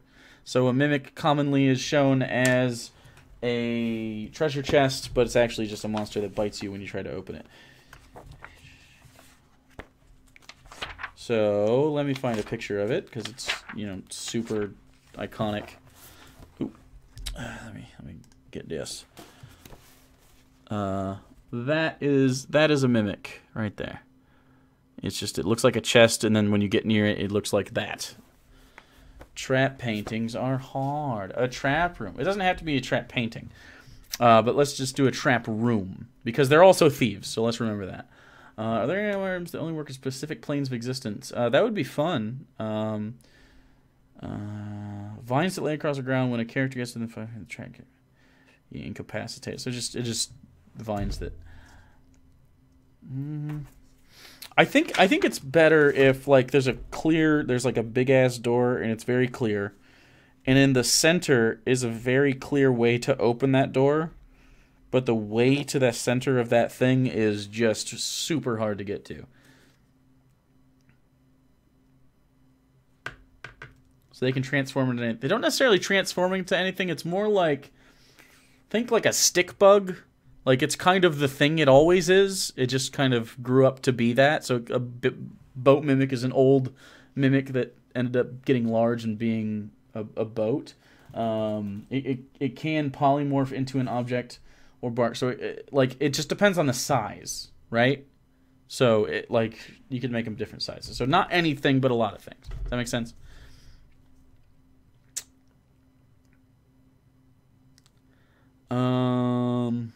Marvelous pigments. What are we talking about? Tell me a link without, obviously you can't drop a link in here, but what's marvelous pigments? Let me see. Marvelous pigments 5e. What at? Typically found in 1d4 pots inside fine wood box with a brush weighing 1 pound. These pigments allow you to create 3-dimensional objects by painting them in 2 dimensions. The paint flows from the brush to form desired object. Oh, okay. Each pot of paint is sufficient to cover 1,000 square... That's really cool. So basically you can paint 3D objects. Very cool idea. So, yeah, let's go with marvelous pigments.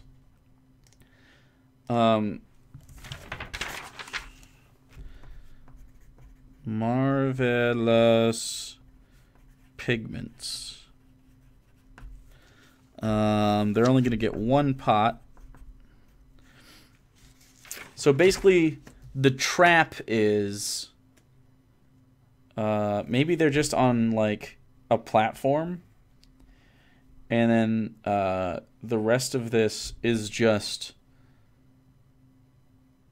straight up like, I don't want them to be able to just fall and die instantly. I don't like that. That's always so boring.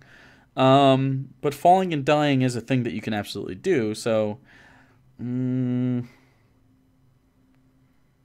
what kind of, instead of like an endless pit, instead of lava, what's a good kind of like floor covering? What's that sick-ass encyclopedia of creatures you keep pulling up, Jake? This is the Monsters Manual from D&D, the Monster Manual, and I also have another one called Volo's Guide to Monsters. So I actually have 2 sick encyclopedias of monsters. Hopefully, the next D&D book is something like that because I love it.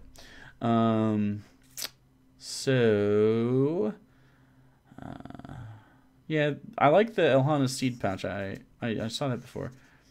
Are they in the dungeon the whole session? It depends on how fast I get through it. I don't know. Just a giant... I do like a giant spider web. Because then we could use a Drider.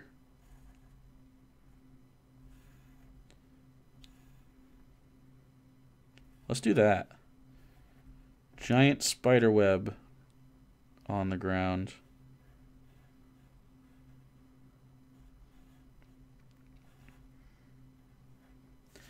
This is a rough sketch. This is just so I remember what that means. So that room, basically they just get a pot on their side, which is the south side there, and they have to basically 3D walk, and I'll just draw it as they do it. And any place they don't draw, and this will be a pie, like a column in the sky with an obvious button, and they have to draw it down. But once they get onto the column and press the button, a drider will come down. A drider is... Boop, boop, boop, ba-doop, ba-doo. Do they have them in this one? Or was that in the monster manual? I can't even... Wait, what's this? It is pretty cool. But, no. Let's go with... the old drider. Oh, not dragon. Not dragon. Not one of the dragons. Oh my god. A drider is that bitch. And that'd be fun, because they are, I believe they're Fae. It's a monstrosity. It just says drow, but that's still weird enough. I think I thought because it's next to the dryad, which is definitely a Fae. But yeah, let's do drider, and I'll just make it a little bit easier to hit. Like its AC will go way down. And let's see. It'll probably be a little easier to on the damage, but yeah, I think a lady drider is really cool. So yeah, let's say that.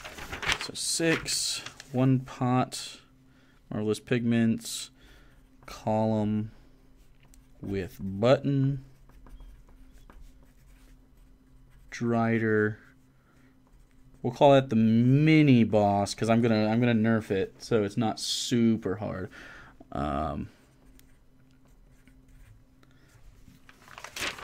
So yeah, so I said I didn't want another encounter, but we're getting one more encounter. So I'm gonna get rid of the gargoyles, I think.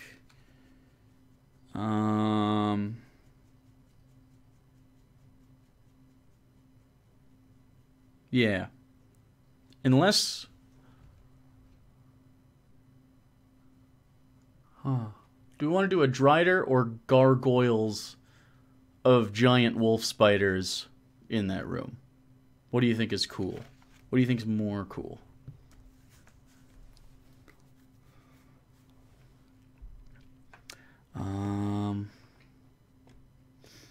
I do like the rope of climbing. That's fun.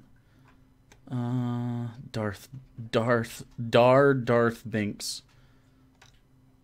Jake, what do you think of putting weeping angels in the game? I'm fine with that. I might do that at one point, depending on the parallel universe that I end up in. Hi, buddy. Come here. You got something in your eye. It's grody. No, I need your eye booger. Nope. There we go. I hate when he has eye boogers. So many eye boogers. Well, I'm not gonna do the drider at full strength. It's gonna be a nerf drider. I'm gonna say it's a young drider or something, or just a less powerful one. I can't do a drider and 2 gargoyles. Gargoyles of a drider. I actually don't hate that. Let's just say she's a gargoyle drider.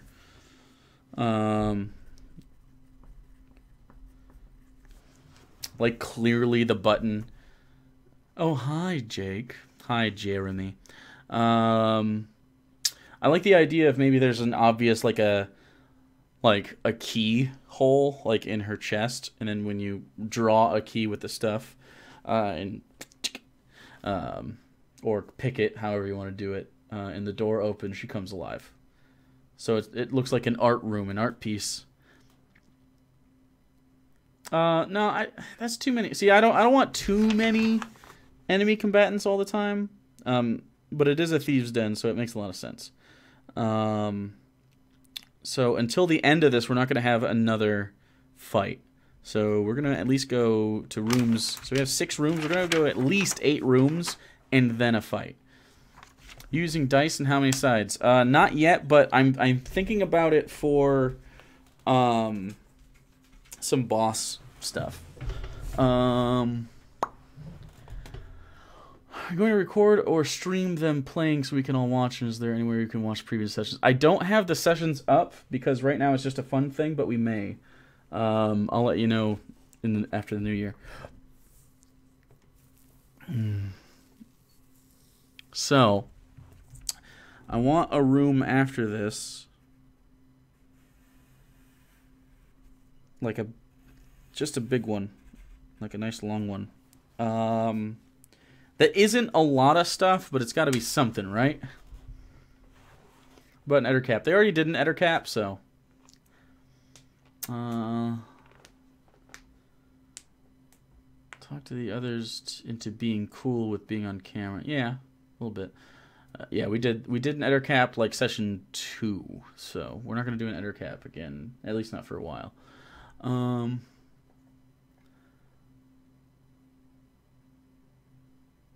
I really like the idea of a doorknob that leaves.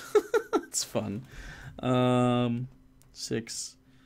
We'll call this room 7. Scared doorknob.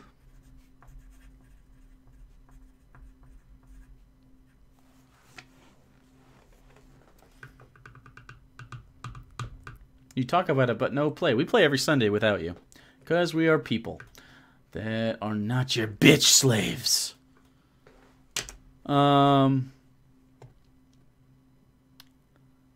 Yeah, we can make this be a greenhouse. Greenhouse. So it's just a nice long. So if you see how I drew it, it's actually got sort of that number 7 here. Is sort of like a I don't know, long greenhouse. That could be fun. And then it could hide in like the things. I have not done a gelatinous cube yet. Just throw some ghouls at them, just for no reason. Have ghouls.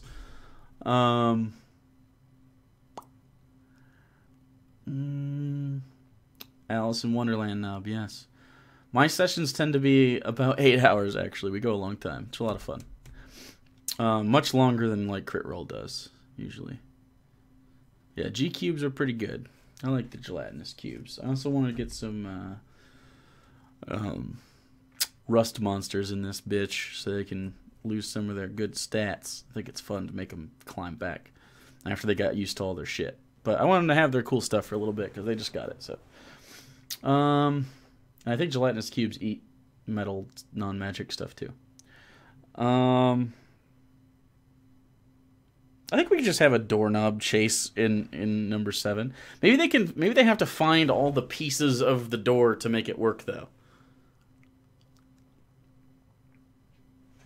So the doorknob, the knocker, and the door itself. Scared door, scared knocker. There we go.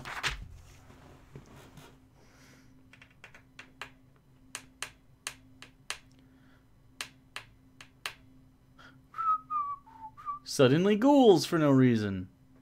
Make them eat their way out of the cube. Hugo's character could actually do that. He has a spoon that can dig into anything and a ring of the goat that lets him eat anything.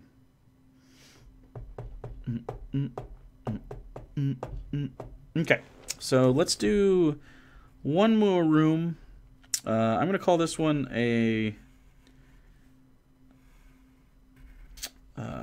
another reward room. So what's in room number 8? Except paintings that are normal with gold frames. The monster is in the frame, not the paint. Okay, is the frame, not the paint. I see. What I love to do with gelatinous cubes is make them think they're coming into a group of skeletons, but it's just the skeletons suspended in the cube. Yeah, that's a really good idea.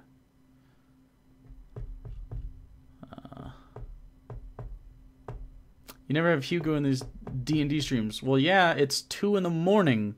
He has his house. He lives in his own house. And I'm the DM. He can't know any of this shit. You're crazy. I feel like... Are you drunk? Are you a little drunk? You might be drunk. This is for DM stuff only. They can't watch this shit.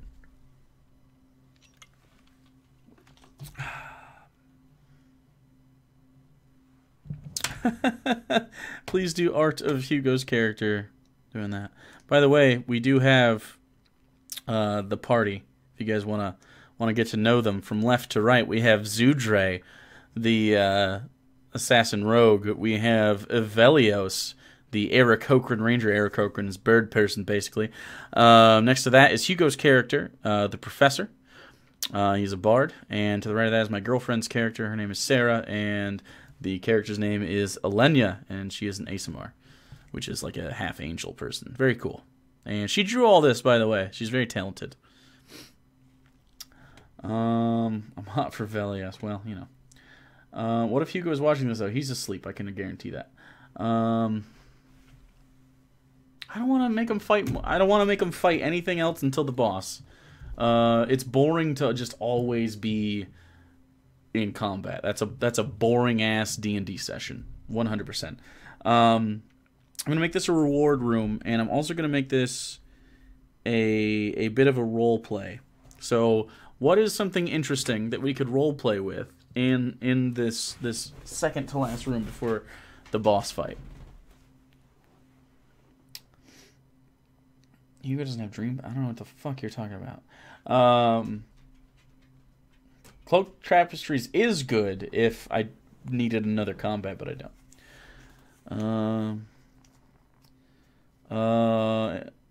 He got shot 5 years into the future. He hasn't experienced mating season this year yet. Yep, there he is, being a cute boy, doing cute boy things.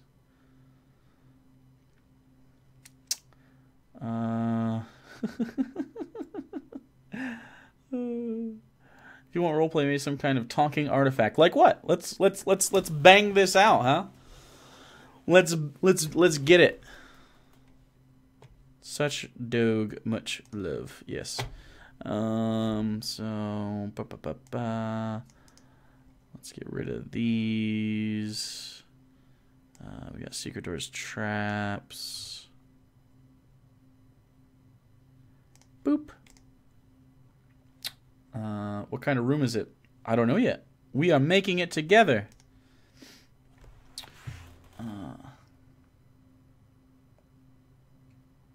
Oh, I do like that.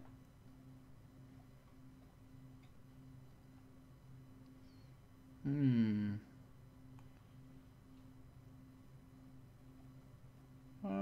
don't want another riddle. I want a genie. I don't want to give him wish, though.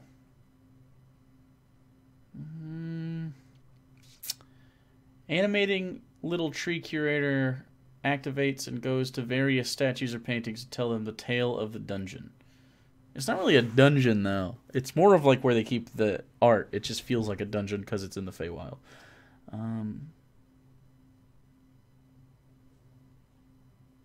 Well, portable holes don't cut holes in things. Portable holes make a dimensional space where they're set. So that actually would not work. Yeah, like just lore. So just a lore room?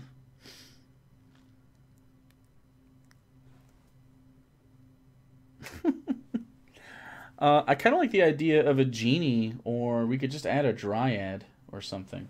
Let me see. Let me go to Donjon real quick. And let me see about... Oops, that's not what I needed. Let me just over here. That way you guys are over here. Construct curator. The constructs. Oh, a curator that is a construct. We could do that. Evil Djinn telling the story of the paintings.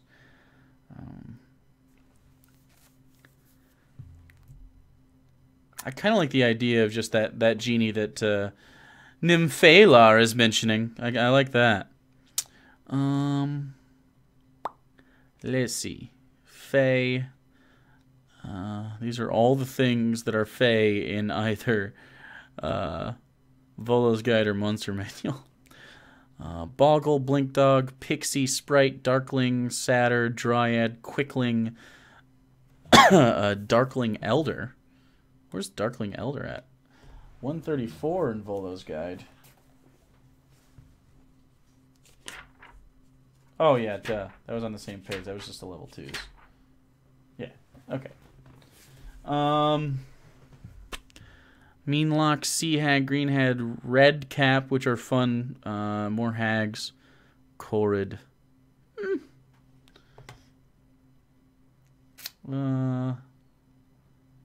Greenhouse with a treant head in it, like planted. Ooh. How can an ass be perky? Like the actual ass? Like the cheeks?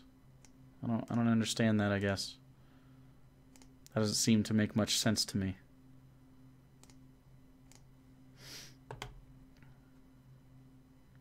They're not quite high level enough for that. I do like the treant. So let's flip to that shit. There he is. So here is treant. It's like a, you know, those things in Lord of the Rings. I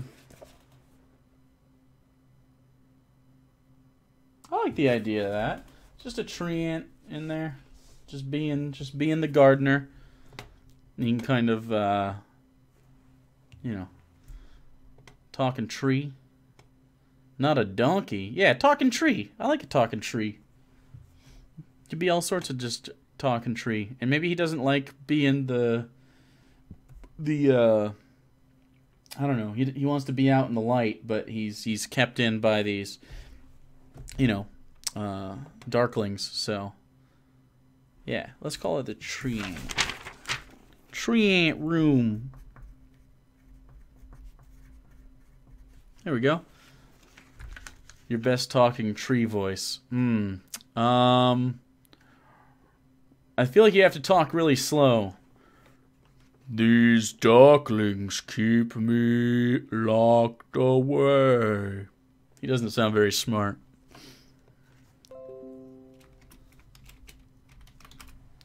Hey. I'm reconnected. There we go. Willow. RP circle. Okay. So, and then we get to, and he'll maybe warn the party of last room, and I'm gonna say he has good berries. Just in case they need some help healing or whatever. But they will have a safe place to a sad old tree. Yeah, it is funny. He wants you to take a seed to the outside world to be planted. That's a cool idea. Take seed. And not in the Pornhub way. Cool. Yeah, I like that. Take seed to plant. That's very adorable. Oh. Okay. So, remember that bit in the Get Smart movie where Bill Murray was in the tree? Okay, so room number 9 is the boss fight. How do we want... Okay, so it will be a room with many paintings, and they're gonna, like, probably 6 paintings, and they're gonna act like beholder eyes and do a random thing to the party. So what things is that gonna be? This is where we need dice. Because I'm gonna keep a list, and then we're gonna roll on it.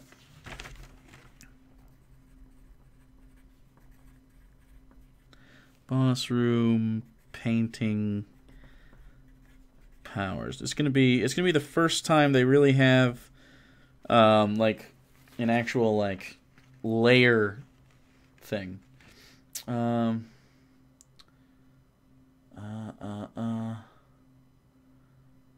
Confusion, the plant tree in the park, and it becomes a recurring character. Yeah, they absolutely could. I don't know what they're gonna do with it. But it would be fun if they had just a talking tree that they could fuck with every once in a while. That'd be neat. The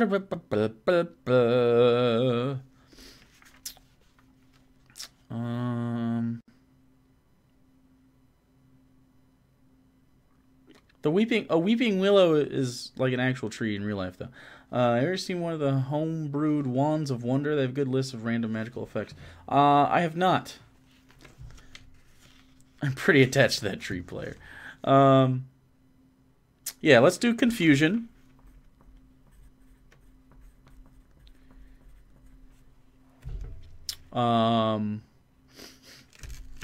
Maybe what's another good not necessarily a damage but a status effect, or like just a thing, a weird thing that happens. Yeah, I don't want them actually beholder beams. We can look up a beholder though. Let's look it up. Let's see what's going on.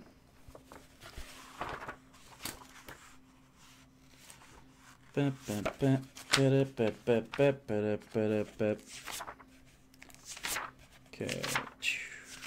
Not a demon. Not a demon.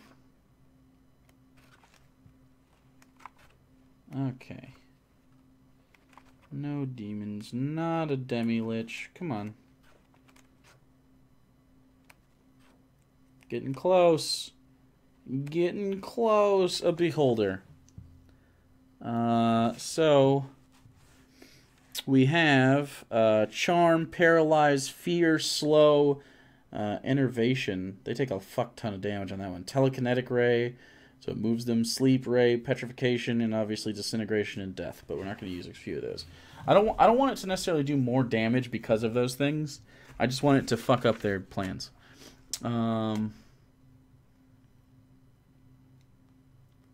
Darkling Death does cause blindness, yeah. Temporary polymorph, that's fun. Polymorph. Let's just call it 1 round, because I don't want it to be too long. What's the confusion? Do we not have confusion?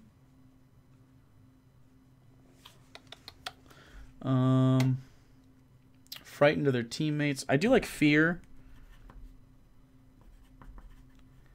Fear. Okay.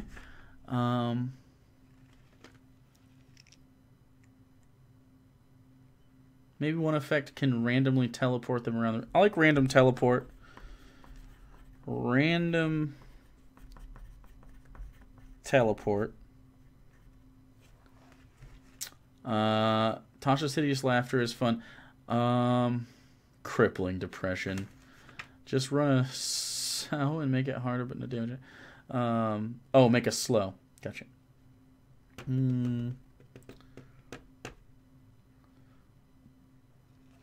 Ooh, I do like the disarming one.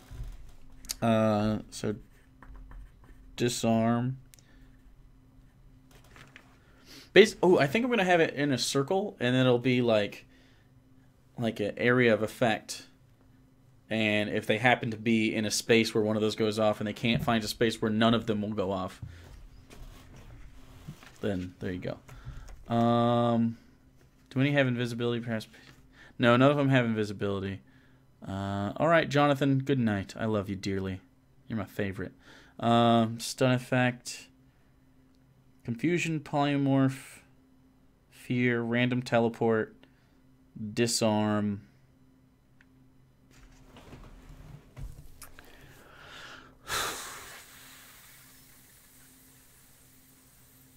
I kind of like stun, but I'm kind of thinking something else here. Yeah, I want them to be separate. I think it'd be fun to kind of have like I like the idea of the arena being a place where everything has hazards, but none of them are going to actually kill them. Poison is, that's pretty standard. They just did a thing with poison though. Petrification is kind of fun.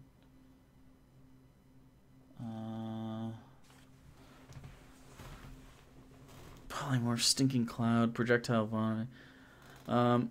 Make them sink into the floor like Jumanji. That's kind of fun.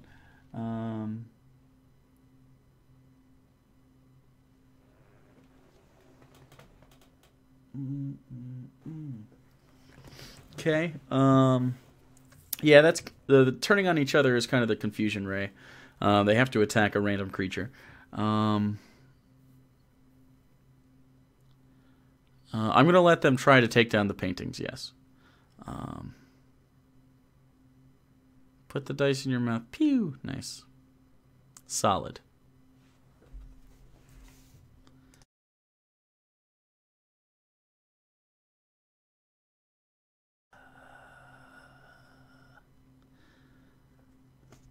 A little on the nose. Ooh, infestation. Like casting someone's face or eyes. It's just blindness, compassion. I mean, charm is fun. What's something that would happen to someone for looking at a painting regardless of a boss fight, though? Fear gas, blind. I mean, they're gonna go through the blinding stuff anyway with the Darklings. There's gonna be a few Darklings in this room too. So we're gonna have, well, the enemy itself is going to be a Darkling Warlock plus, what do you think? 3-ish Darklings. And 6 paintings. By the way, the painting they want is, I'm gonna make it just like an arena. The painting they want is in the center, in like a cage, and inside that cage, inside that painting, is the NPC they want. NPC in painting, and of course the key is on the body of the boss.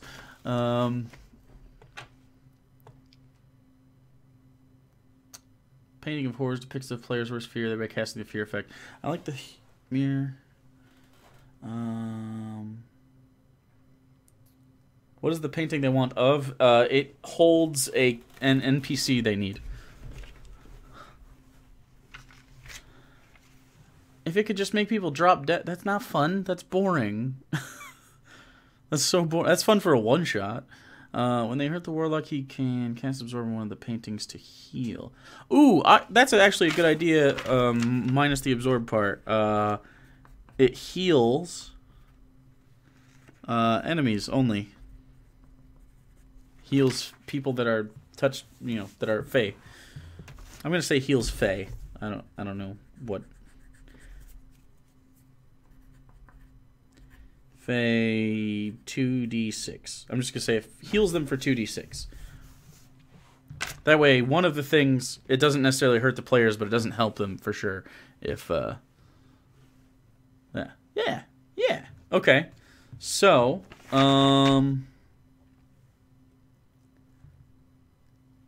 let's do this. Let's figure out Darkling Warlock spells. We're going to give them 3 cantrips. We're going to give them 3 level 1, 2 level 2, and 1 level 3 spell. So now I need spells. And if you need the spell list, here they are in all their glory.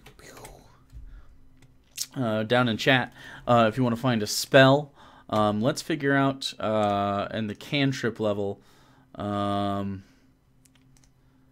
Let's go, and just to make it easier, in the cantrips, just in Dungeon, select Warlock and then select Cantrip, and then we can pick from there. So any 3 cantrips that you guys decide, let's do that. Not a cleric, and I don't know how immortality is possibly a thing that you think they can have. You're just garbage. So yeah, so first cantrip. any of these that you think would be fun for a Fey Warlock. Yeah, I think darkness needs to happen. Yeah, I agree. Darkness. I don't think is immortality even a spell, dude. I don't even know.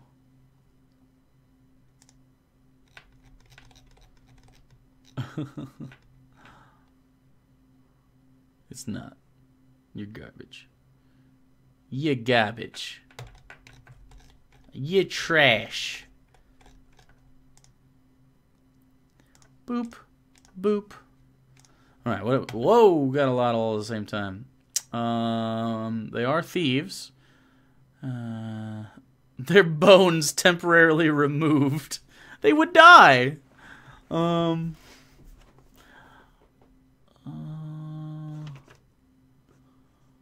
Okay, so we have a couple for Mage Hand, so let's do Mage Hand, because that's fun. And I'm seeing Firebolt. Able to live without blood.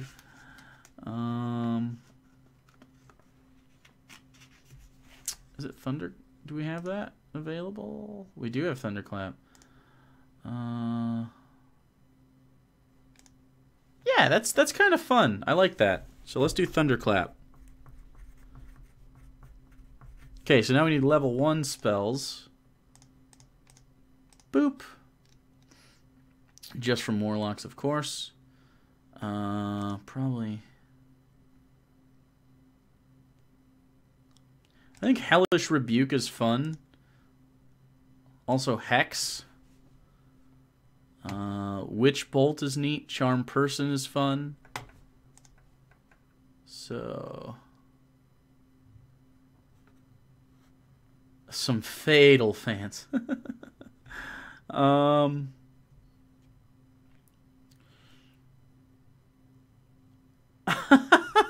Floppy Bones spell. Yeah, Floppy Bones.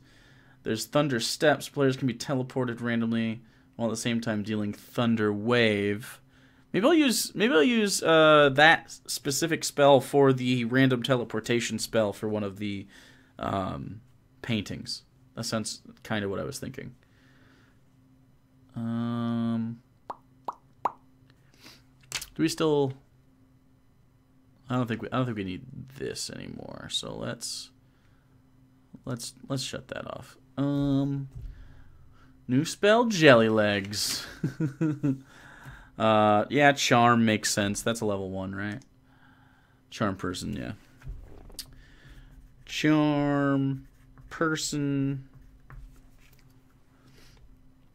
Cause Fear is pretty simple. Wow. Cause Fear and Hex. Egalitarians here. Egalitarian. Nice. Cause Fear and Hex. Sure, let's say that. Cause Fear, Hex. Right? He's not retreating, though, so Expeditious Retreat isn't really a thing we want to deal with. Second level, we should get some damage spells in here, I think. Your Chiseled Built Man. Chiseled out of mashed potatoes. Command Word Twerk.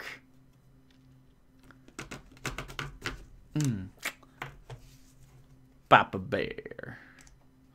I'm thinking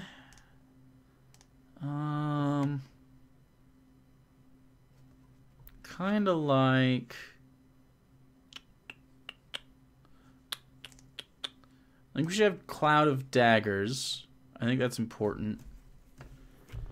Just to have something happen damage-wise that isn't just Thunderclap. Cloud of Daggers. Mashed potatoes being just Big Dick Jake, they call me. Power Work Squirt. Not Power Word Squirt. Nice. What's Enfeeblement do? Target deals only half damage that uses strength. They almost all use dex. Earthbind. What you got, yeah? Can't see it. Oh, did I say... Did I put darkness as a cantrip? I'm goddamn stupid. Actually, I'm going to say he can actually cast that as a cantrip. That's kind of fun. Because he's a warlock guy.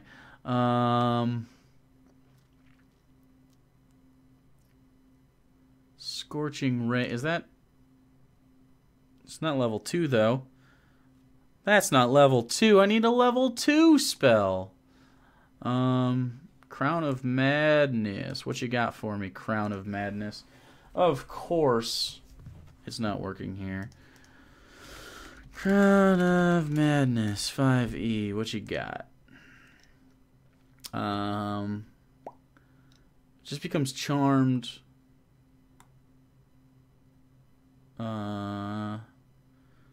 And they're forced to fight their friends. That's kind of fun. I kind of like the idea of this guy maybe not wanting to fight himself that much. So yeah, let's do Crown of Madness.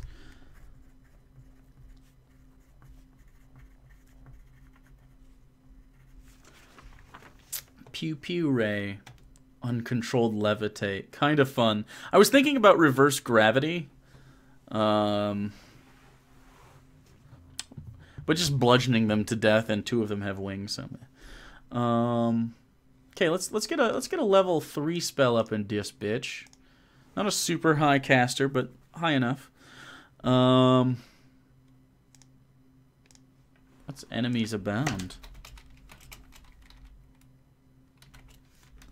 Enemies abound. You reach in the mind of one creature you see and force it to make an intelligence saving throw. The creature automatically succeeds. Failed save, target loses the ability to distinguish friend from foe, causing all creatures it sees as enemies until it spends. Okay. Each time the target takes damage, it can repeat the saving throw. It must choose a target at random. Okay. It's kind of fun.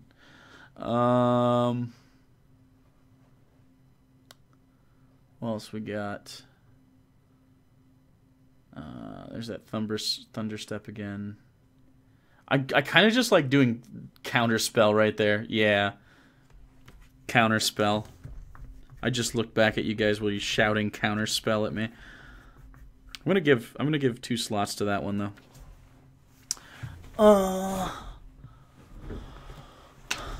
So is there anything else we want to add to this crazy room? We got the Warlock that can do some stuff. We have 3 other Darklings, and we have the paintings that do crazy shit. Do we want anything else in our boss fight? In the Tomb of Fennihilation.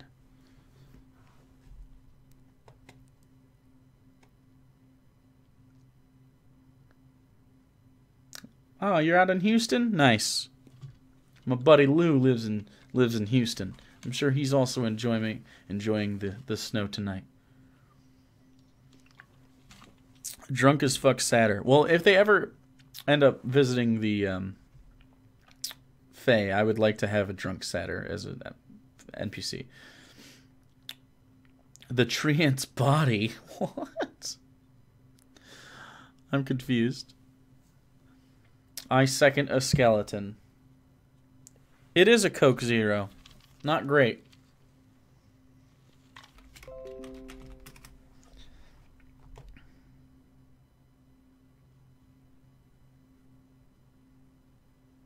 Why? Why?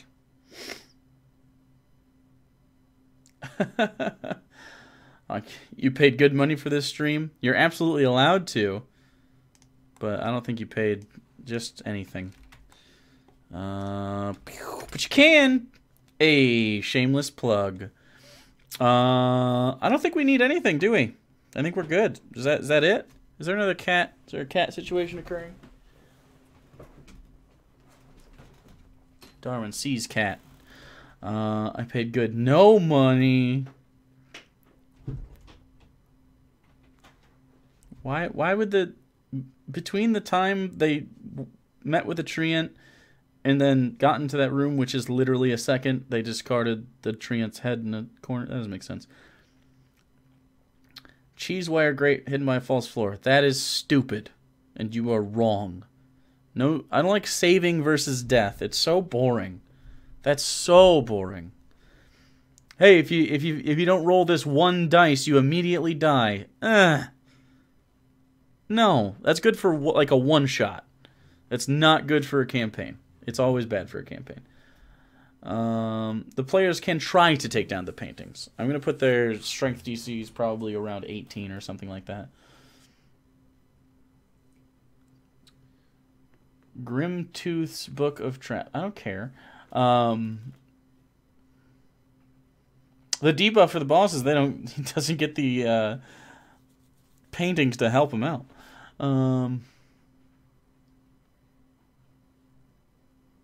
I don't know what the topic is here, but you could always make it rain cheese. The topic is we're making a dungeon! The players will have a horde of expensive painting. That's a lot of money. Well, yeah. I mean, they're definitely going to get the paintings. If they want them.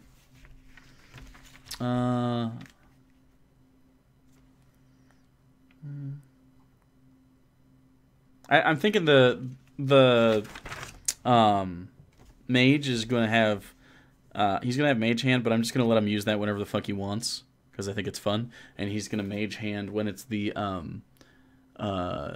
painting's turn. He's going to randomly select one of the paintings.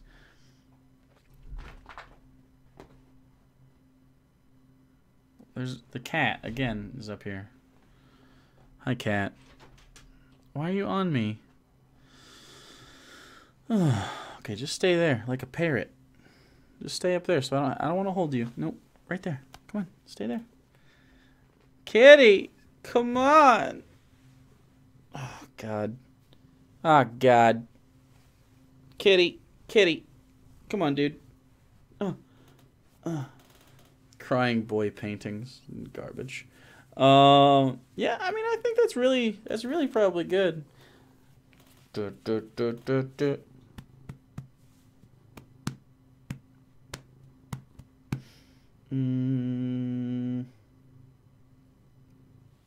Oh yeah, they always have abilities. Douglas McNally mentions villains should have access to abilities that players don't.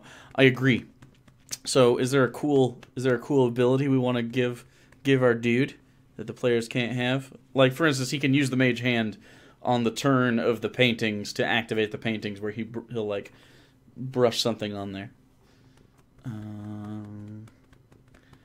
A dragon egg. You're so fucking awful. You should never DM for anybody.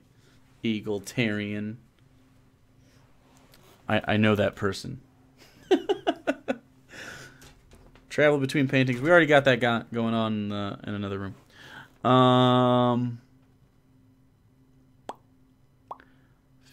Hyper-intelligent. Is secretly a familiar to a hyper-intelligent cat. We're just getting all over the place here, aren't we? What's the boss again? The boss is a Darkling Warlock. Why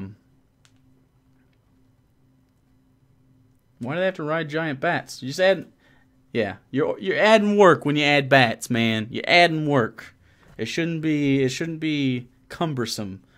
You should also enjoy it. So, like later on, we can have stuff with mounts and stuff, but just adding bats in the middle of this dungeon for no reason makes very little thematic sense. What tone we're going for? Whatever tone feels good, man. Right now, it's been a Feywild. They walk in, they get transported into the Feywild, but they don't really know it at first, and maybe not by the time they even get out. But Darklings are pretty small too. But so it's a dungeon that is in the Feywild, but they don't know they're in the Feywild because the bar they accessed it through, like a thieves guild sort of thing, was in the regular plane.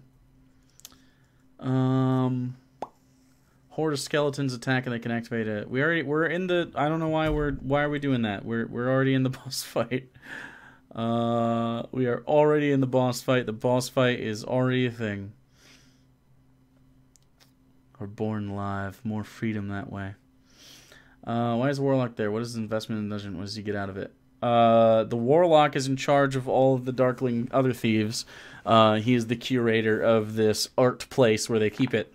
Darklings are meant to stay inside the dark, so they don't often get to look at paintings and stuff. Also have living chains that fight or entangle players. Let me look at chain demons. Because I'm pretty sure... See, the thing is about that, the Big Bad has those same animated chains. So it kind of, you know. Why am I not getting chain demon? Is that devil? This is a chain devil, right? Dude, hey, dude. No, that's fucked up, man. That's my chair. Yeah, it's a chain devil. This challenge rating 8. Come here. Come here. Come on.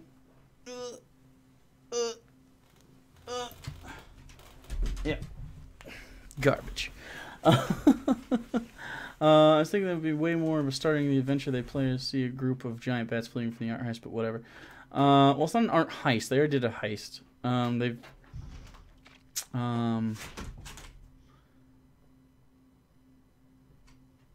We already know who's in the cage. There's an NPC in a painting. It's the most prized painting. I think just giving the Warlock unique abilities. Yeah, let me see. I know, but the thing about the chain specifically is the Big Bad that they're going to fight has the same exact... Like, I gave him those chains because the mini has them on there, and so that's why. That's why I'm iffy on it. Like, it's the same thing that they already did before. And I wouldn't want to give... I don't know. They're not related. Nope. And it wouldn't even be close, the way the Big Bad is, so... let me see what other cool things we have, though, because I do like that sort of idea.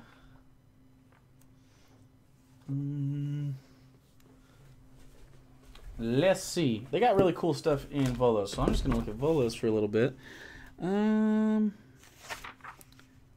What do we have? There's another A Weakening Gaze. Meh, not cool. We could always just make something up as well. Warlock can pull things from the painting and make them real. Well, he's already going to kind of paint on the paintings to make things come out of them. So I mean, it's just kind of, he could either use his action to do one or the other, and the other one makes way more sense for him to do. Make it work.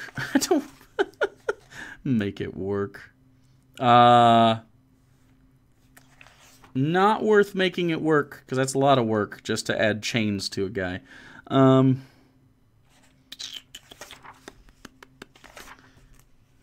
to see. What's something around painting? What's a thing you do when you paint? You can. Maybe he has a pot of that paint too, and he can paint whatever he wants. Oh, your past chains. Well,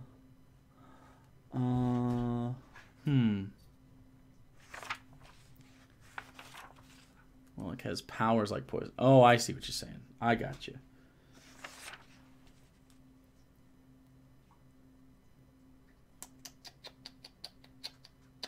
I feel like we're like one mechanic away from finishing this fucker. Falcons could use invisibility. Would it negate their weakness to light, since technically the light is past... no, it's magical invisibility, not actual physical invisibility. With Bob Ross hair. I kind of like evil Bob Ross. That's kind of funny.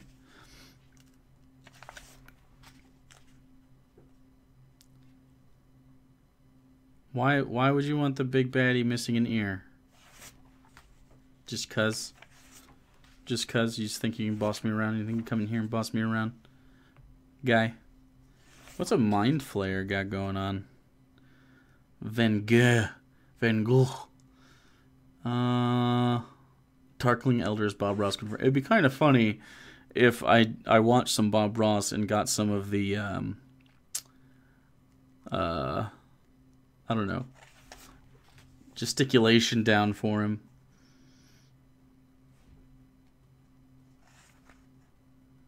It's Van Gogh. You're supposed to say Van Gogh. Which I think is kind of stupid.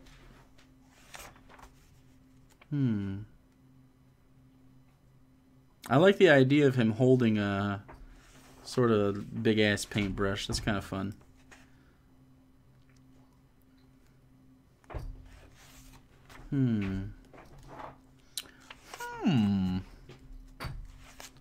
Mind control. That's boring. It's boring to just sort of slap that into a character unless that's part of the motif, you know. It makes more sense to kind of... Yeah, well, so he'll have a paintbrush wand. That's kind of fun.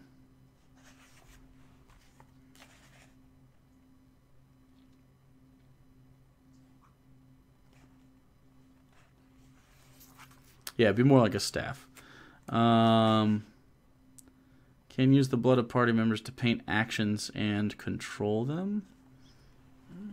I don't want to give them just straight up control. That's an easy way to fucking party wipe.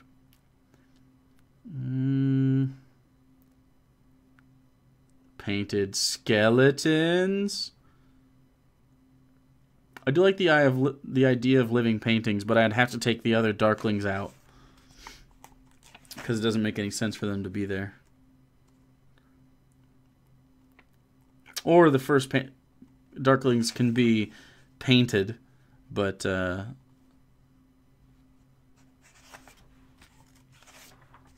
they were just already in there when you walked in. Because I like the mechanics of Darklings where they make people blind if you look at them. Bye, Kara. Or Kara. Paint monsters into existence. That's pretty fucking cool. I do like that idea. So why don't we'll just call it a paint wand. We'll call it a 5/6 recharge.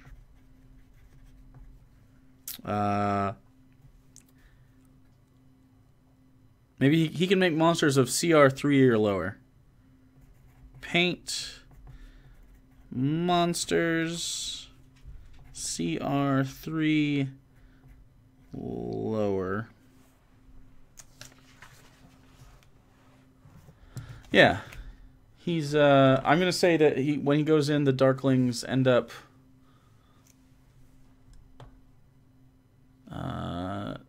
I'm just going to have you could just have the wand just fucking fail when they can take it, and when they walk out of the Feywild or whatever, it doesn't work. It's just a big ass paintbrush because it's not in the Feywild. But if they held on to it and they went back to the Feywild later, I don't see why they couldn't have it. That's kind of fun. I like that. Paint monsters have weakness to water. Weak to water. Okay, so what if... I know this is... We're retconning our ideas here. This is a good idea, though. I like building around the boss now. See, here, now we got something going. And much better. Much better than this sort of, I don't know, meme things we were doing earlier. It's just a wand to summon monsters. It's basically that, but it's made out of paint. And I like the idea of adding a... Oh, there's Puppy again. What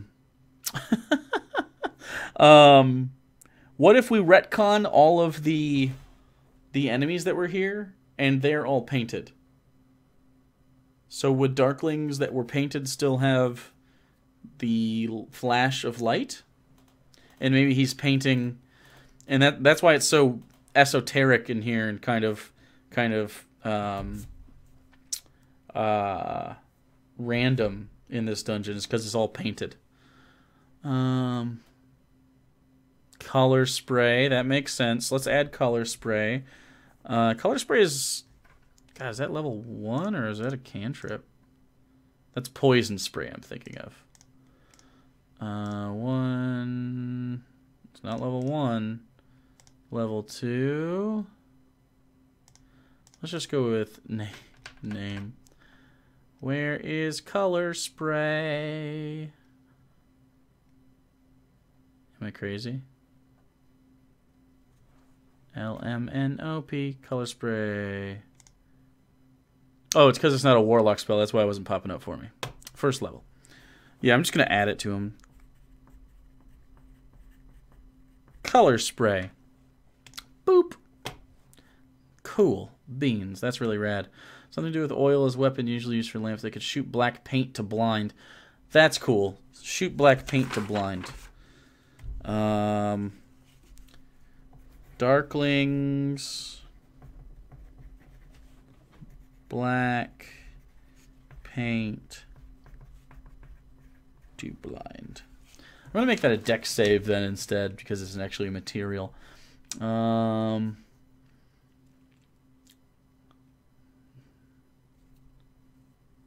Yeah, the Take On Me music video, just like that. When you hit a painted monster, they bleed an amorphous, colorful blood. That's neat. What's Dip's idea? Very lonely walk, so he paints all his friends into existence. Yeah, but more like servants, I think.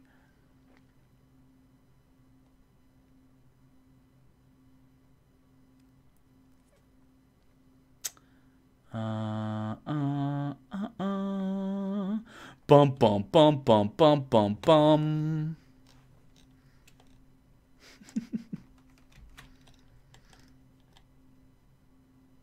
I already said what Dip said. How dare you? Servants is more sinister.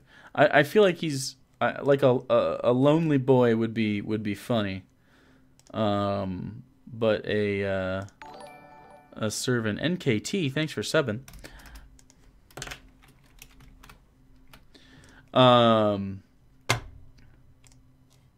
But yeah, I like the idea of servants. Don't kill him. Make this. This makes me sad for the warlock. No, don't kill him. Well, I don't know what they're gonna do. I think that's pretty good. Okay, so just to recap, we have what seems like Darklings that have trapped an NPC the players want to get a hold of in a painting. And so they have to go through a dungeon that they think is a thieves' guild run by Darklings.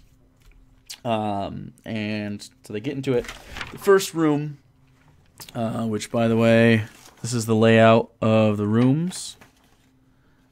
Looks like that. Sorry, I have to bend this in front of that light. This is just so I can kind of draw it on the thing.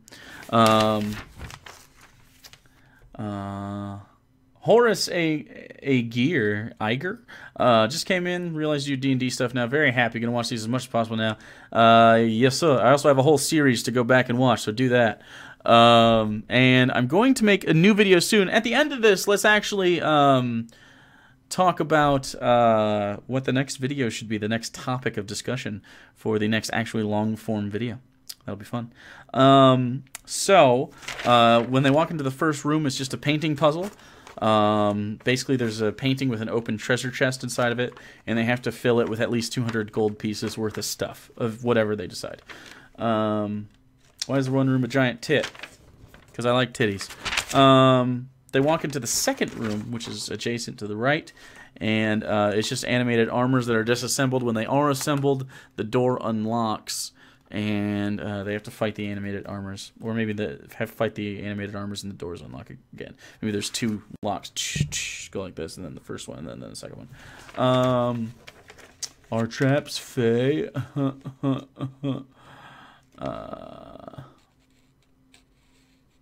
It's a little too lichy. That's a little too lichy for the warlock to have. You don't get to. I'll show you my tits for $500. What's the next room? Oh, the next room is an illusion room, and they walk through a hallway, and fungus fills sort of the room. And Adam G, I know nothing about D&D. Teach me, Jakey. Watch the series, and I'll teach you all about D&D. I literally start from the very beginning.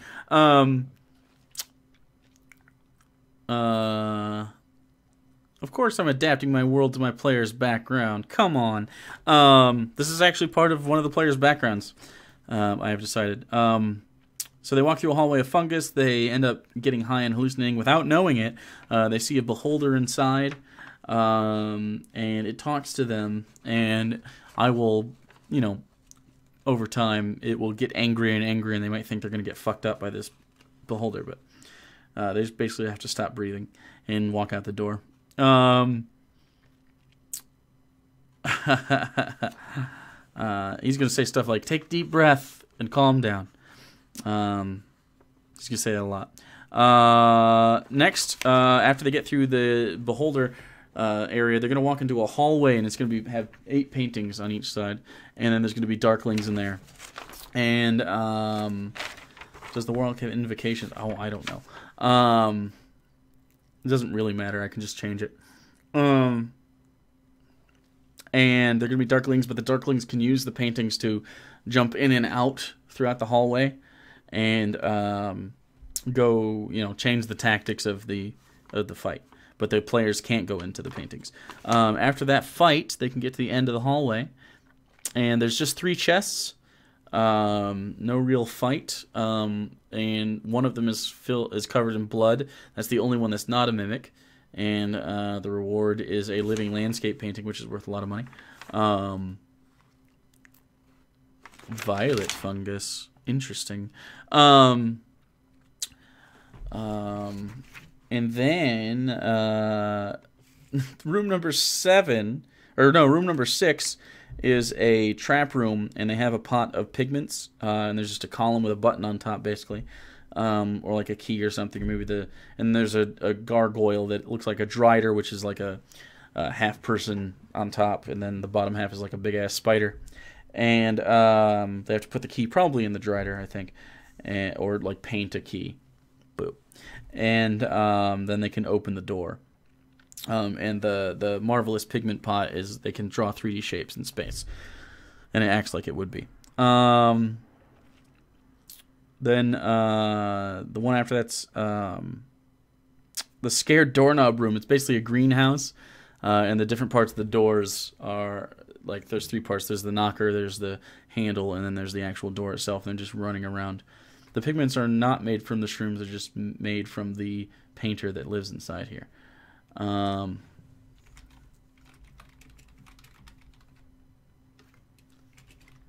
ba ba ba da bump.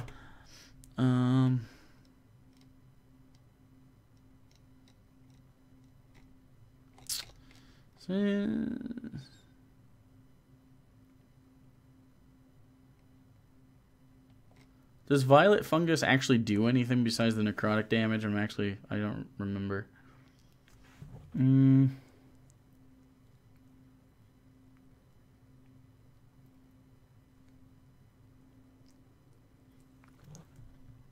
Just rotting touch attacks. Yeah. Maybe.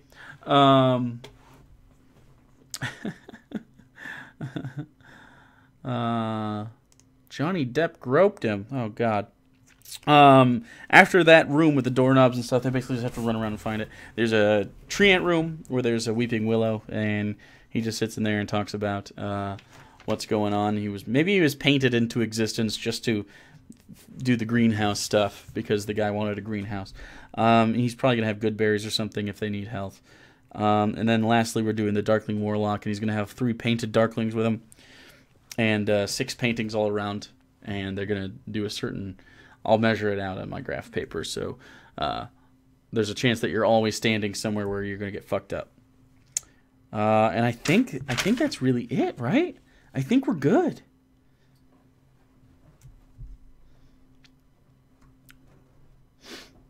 Working on your campaign, but worked on mine instead. Nice! How do you make that big old map of Cador? Well, go to Don John and Fantasy World Generator, I believe. Yeah. Here is the link. And I just did something until I found it, and then I made sure it was unlabeled, and then I labeled all the cities and decided what's on it. Who's any good at art? I don't know what you're talking about. That's a wrap. I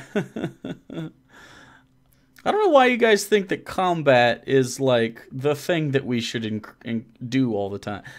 Combat is not a thing that is like fun all the time. Combat should be used as a mechanism to further a story or add challenge, but not a thing that you should grind through. That's why in my dungeons they're not just walk into a room. This room's filled with bats. Kill all the bats. Okay, next room's filled with skeletons and a ghoul. Kill that. That doesn't make any sense to me. Roleplay is like probably 80% of what we do. They can always talk themselves out of fights and stuff, but it's not in this one, which I like. So yeah, that's how it should be, I think. Yeah, excessive combat is based on the group. If you have a group that plays like Warhammer a lot, but they wanted to try D&D, starting them combat heavy and working them into a nice balance is probably the way you should do it. But yeah, D&D 5e specifically is built less for tactical combat, just constantly. Although you can do it, it's just I don't know. Combat's a tool for me. Combat is an event. It takes this wide open space and it shrinks it down into this one map that we're on, and it makes the seconds trickle by real slowly. You know, Murder Hobos isn't fun, man. I don't know any campaign that's gotten to level 20 where it's just murder hoboing. That might happen. I'm sure that's happened, but that's like old school D&D where it's, I don't know, you just kind of drop into whatever and you say, oh, I have my character sheet, I'm level 7, well, he's level 4, and you just kind of go at it and get your, I don't know, loot or whatever. I feel like it's just that's not, it sounds more like someone who likes to play Destiny or something, where you just like to, you know, no life it in Destiny and grind, or World of Warcraft where it's just hordes of monsters, Dynasty Warriors. That's not my thing, man. They don't get past level 7 before moving on. Yeah, usually not. Used to play with my dad's D&D group. They have been playing since first edition and can't not be min-maxing murder hobers. It's so, like, it's just boring. I don't know. Anyways, I've already kind of talked about that as far as balancing. And basically it would just be me railing against people that like to be murder hobos, which I disagree with. Yeah, murder hobo. I don't know. People are just like unimaginative memers, and that's fine. Like, I'm glad they like parts of D&D, but I feel like if you're just a murder hobo, you're like getting like 5% of what D&D can offer. It's so weird to me that people would want to do that. Just odd. As the mansion from Resident Evil, not quite, but I get why you would say that. Jake, how can we support you unmonetarily? Share things all the time with your friends and stuff. It's the best way to do it.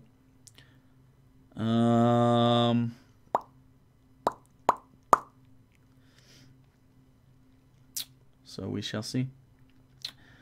Okay, so before we sign off for the night, let's decide what the next topic should be. What is a topic besides murder hobos you guys want to see in the next tutorial video? I've been checking out that Donjon website. It's super cool. Yeah, Donjon's great. If you have a group of murder hobo players, set the tone that their characters won't live long in murder hobo campaign. Oh, for sure. Gotta love Walmart night shifts. One shot versus campaign, pros, cons, and differences to consider. I kind of like that, actually. One shot v campaign. Okay. That's a good idea. Do I really not have a pencil sharpener in here?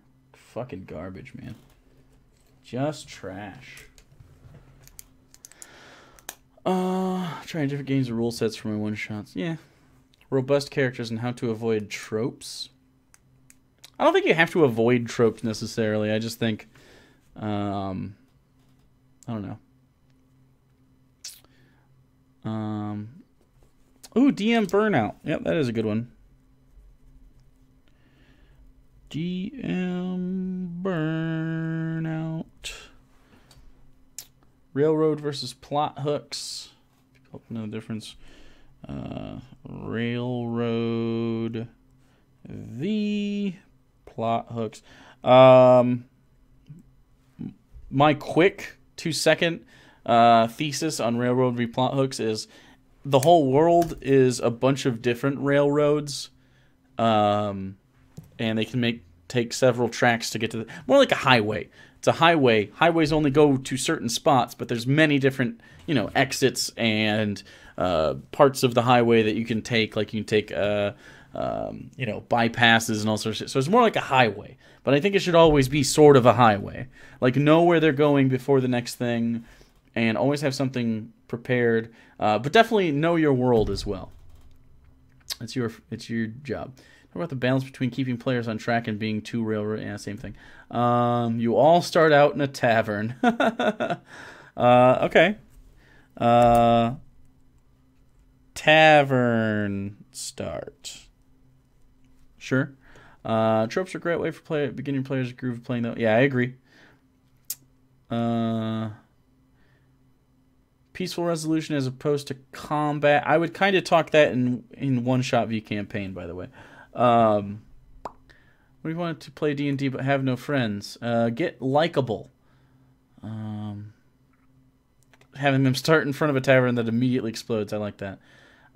Mazes, like how to run a maze. I usually roleplay that and have them do perception checks. Like I did a mirror maze like that. Don't draw a maze out. That's silly. Role-playing downtime. Okay. Downtime. You have 5 gigs of world building on your PC? That's more than I have. Mine's a lot in my head. How to help players think outside the box but not hold their hands or give them obvious suggestions?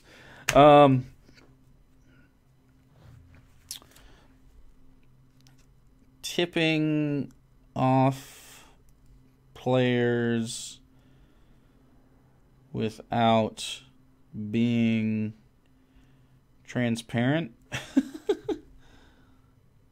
can't think of any way to say that otherwise. So, thank your mom's D&D campaign. That's right. For a gaming group in your area by joining Meetup. Yeah, Meetup is good. Also, local game shops and also online is really the answer. Role-playing monsters or monstrous races. Volo's guide has all sorts of monstrous races, so I don't really need a whole video for that. Encouraging players to roleplay. I already did that. I have that video. How do I get my players to roleplay? That's a thing. That is a video you can watch.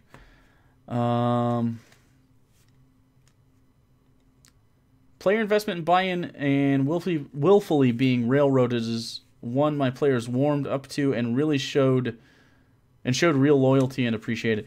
Yeah. I think if you have a group of friends that you can DM that understand that you are a person, not a video game, but you're going to try to give them as much freedom as possible without it just being boring for everybody, like providing them experiences along the way. I always like to let them go in the direction, and I kind of don't have a ton planned out as far as like character locations or idea locations, unless it's like, okay, this one happens out west somewhere, this one happens near this race of people, but it doesn't always have to happen in a certain spot. Like literally tonight I decided where one major NPC I wanted to introduce that they've heard whispers of, that's who's in the painting tonight, just because we did this. It just sounded cool, right? And it's about the area, so yeah. For gaming group. Oh, you've been making the same world for 20 years? Fuck. You must know everything about it.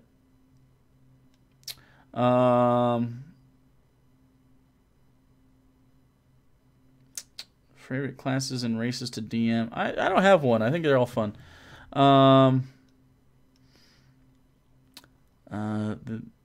Thee not need age to bear elder. What the fuck are you talking about? It's garbage. How do it online without fucking Warcraft? Do people use Warcraft for D&D? The pros and cons of magic item wish lists. I'm interested in this magic item wish list. Do you let your players like tell you what they want? Because I like to tell them what they'd like to do, or ask them what they'd like to do, and then kind of get an approximation and let them earn the things by either going through the plot a little bit more or completing a challenge or something. But they don't get everything on their magic item wish list, that's for sure. Because you just can't do it. It'd unbalance your game really quick. So actually what you should do is, like, early on I like to pepper in a lot of really interesting items.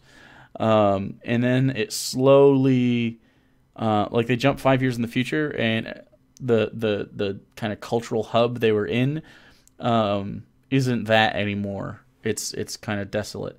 And so the things they had access to before are less. So it's now paced much slower as far as how often they get these things.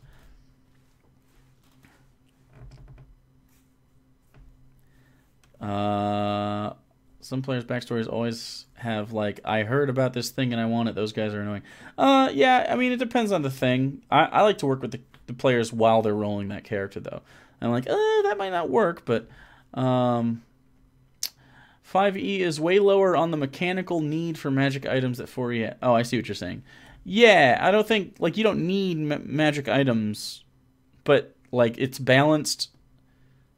Like, they actually talk about the balance of magic items and how they, like, in Xanathar's Guide, which is a rule expansion book, for the record. Let me see if I can find it real quick. Not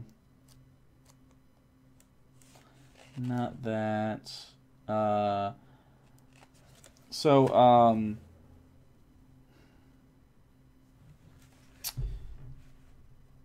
Where's the actual...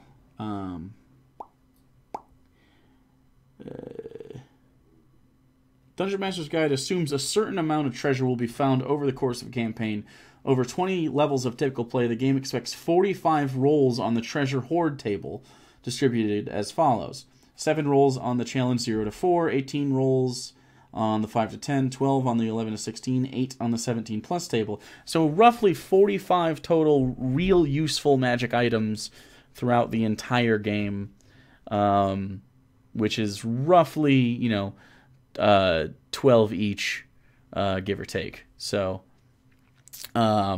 it's that's a good amount. Now my characters are on pace for much more than that, but they're going to lose other magic items on the way. I guarantee it.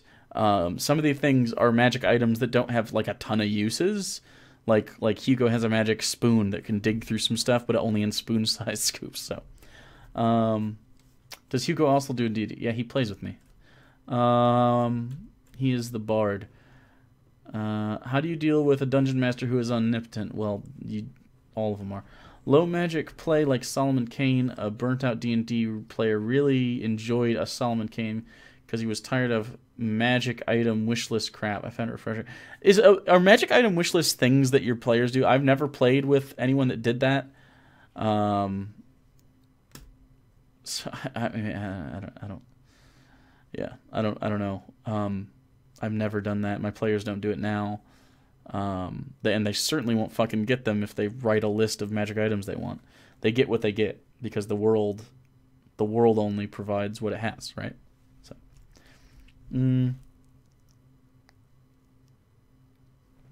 I agree with Douglas for the most part.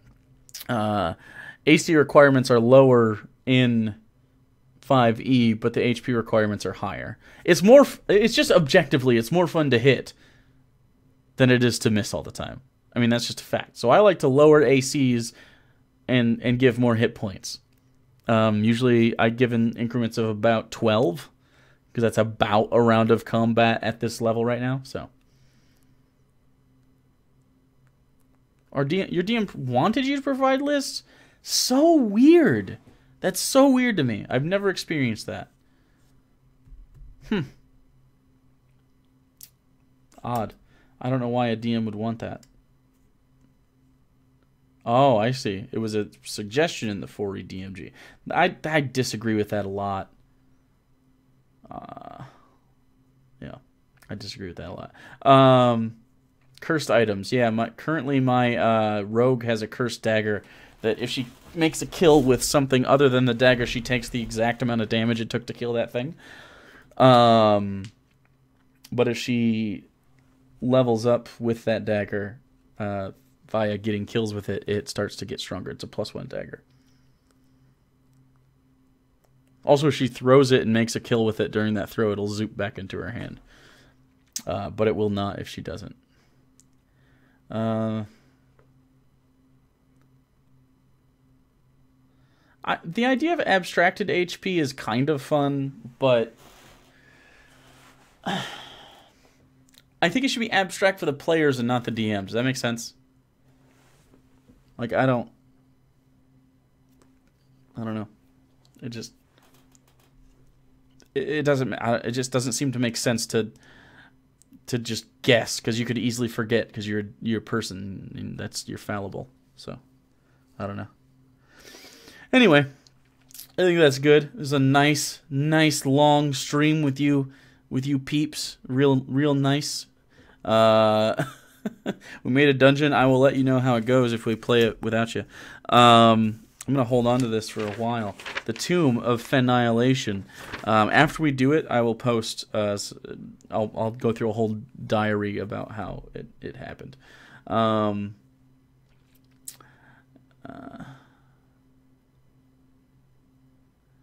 Yeah, well, thank you. Thank you so much. Anyways, so yeah, go ahead and subscribe if you're not subscribed.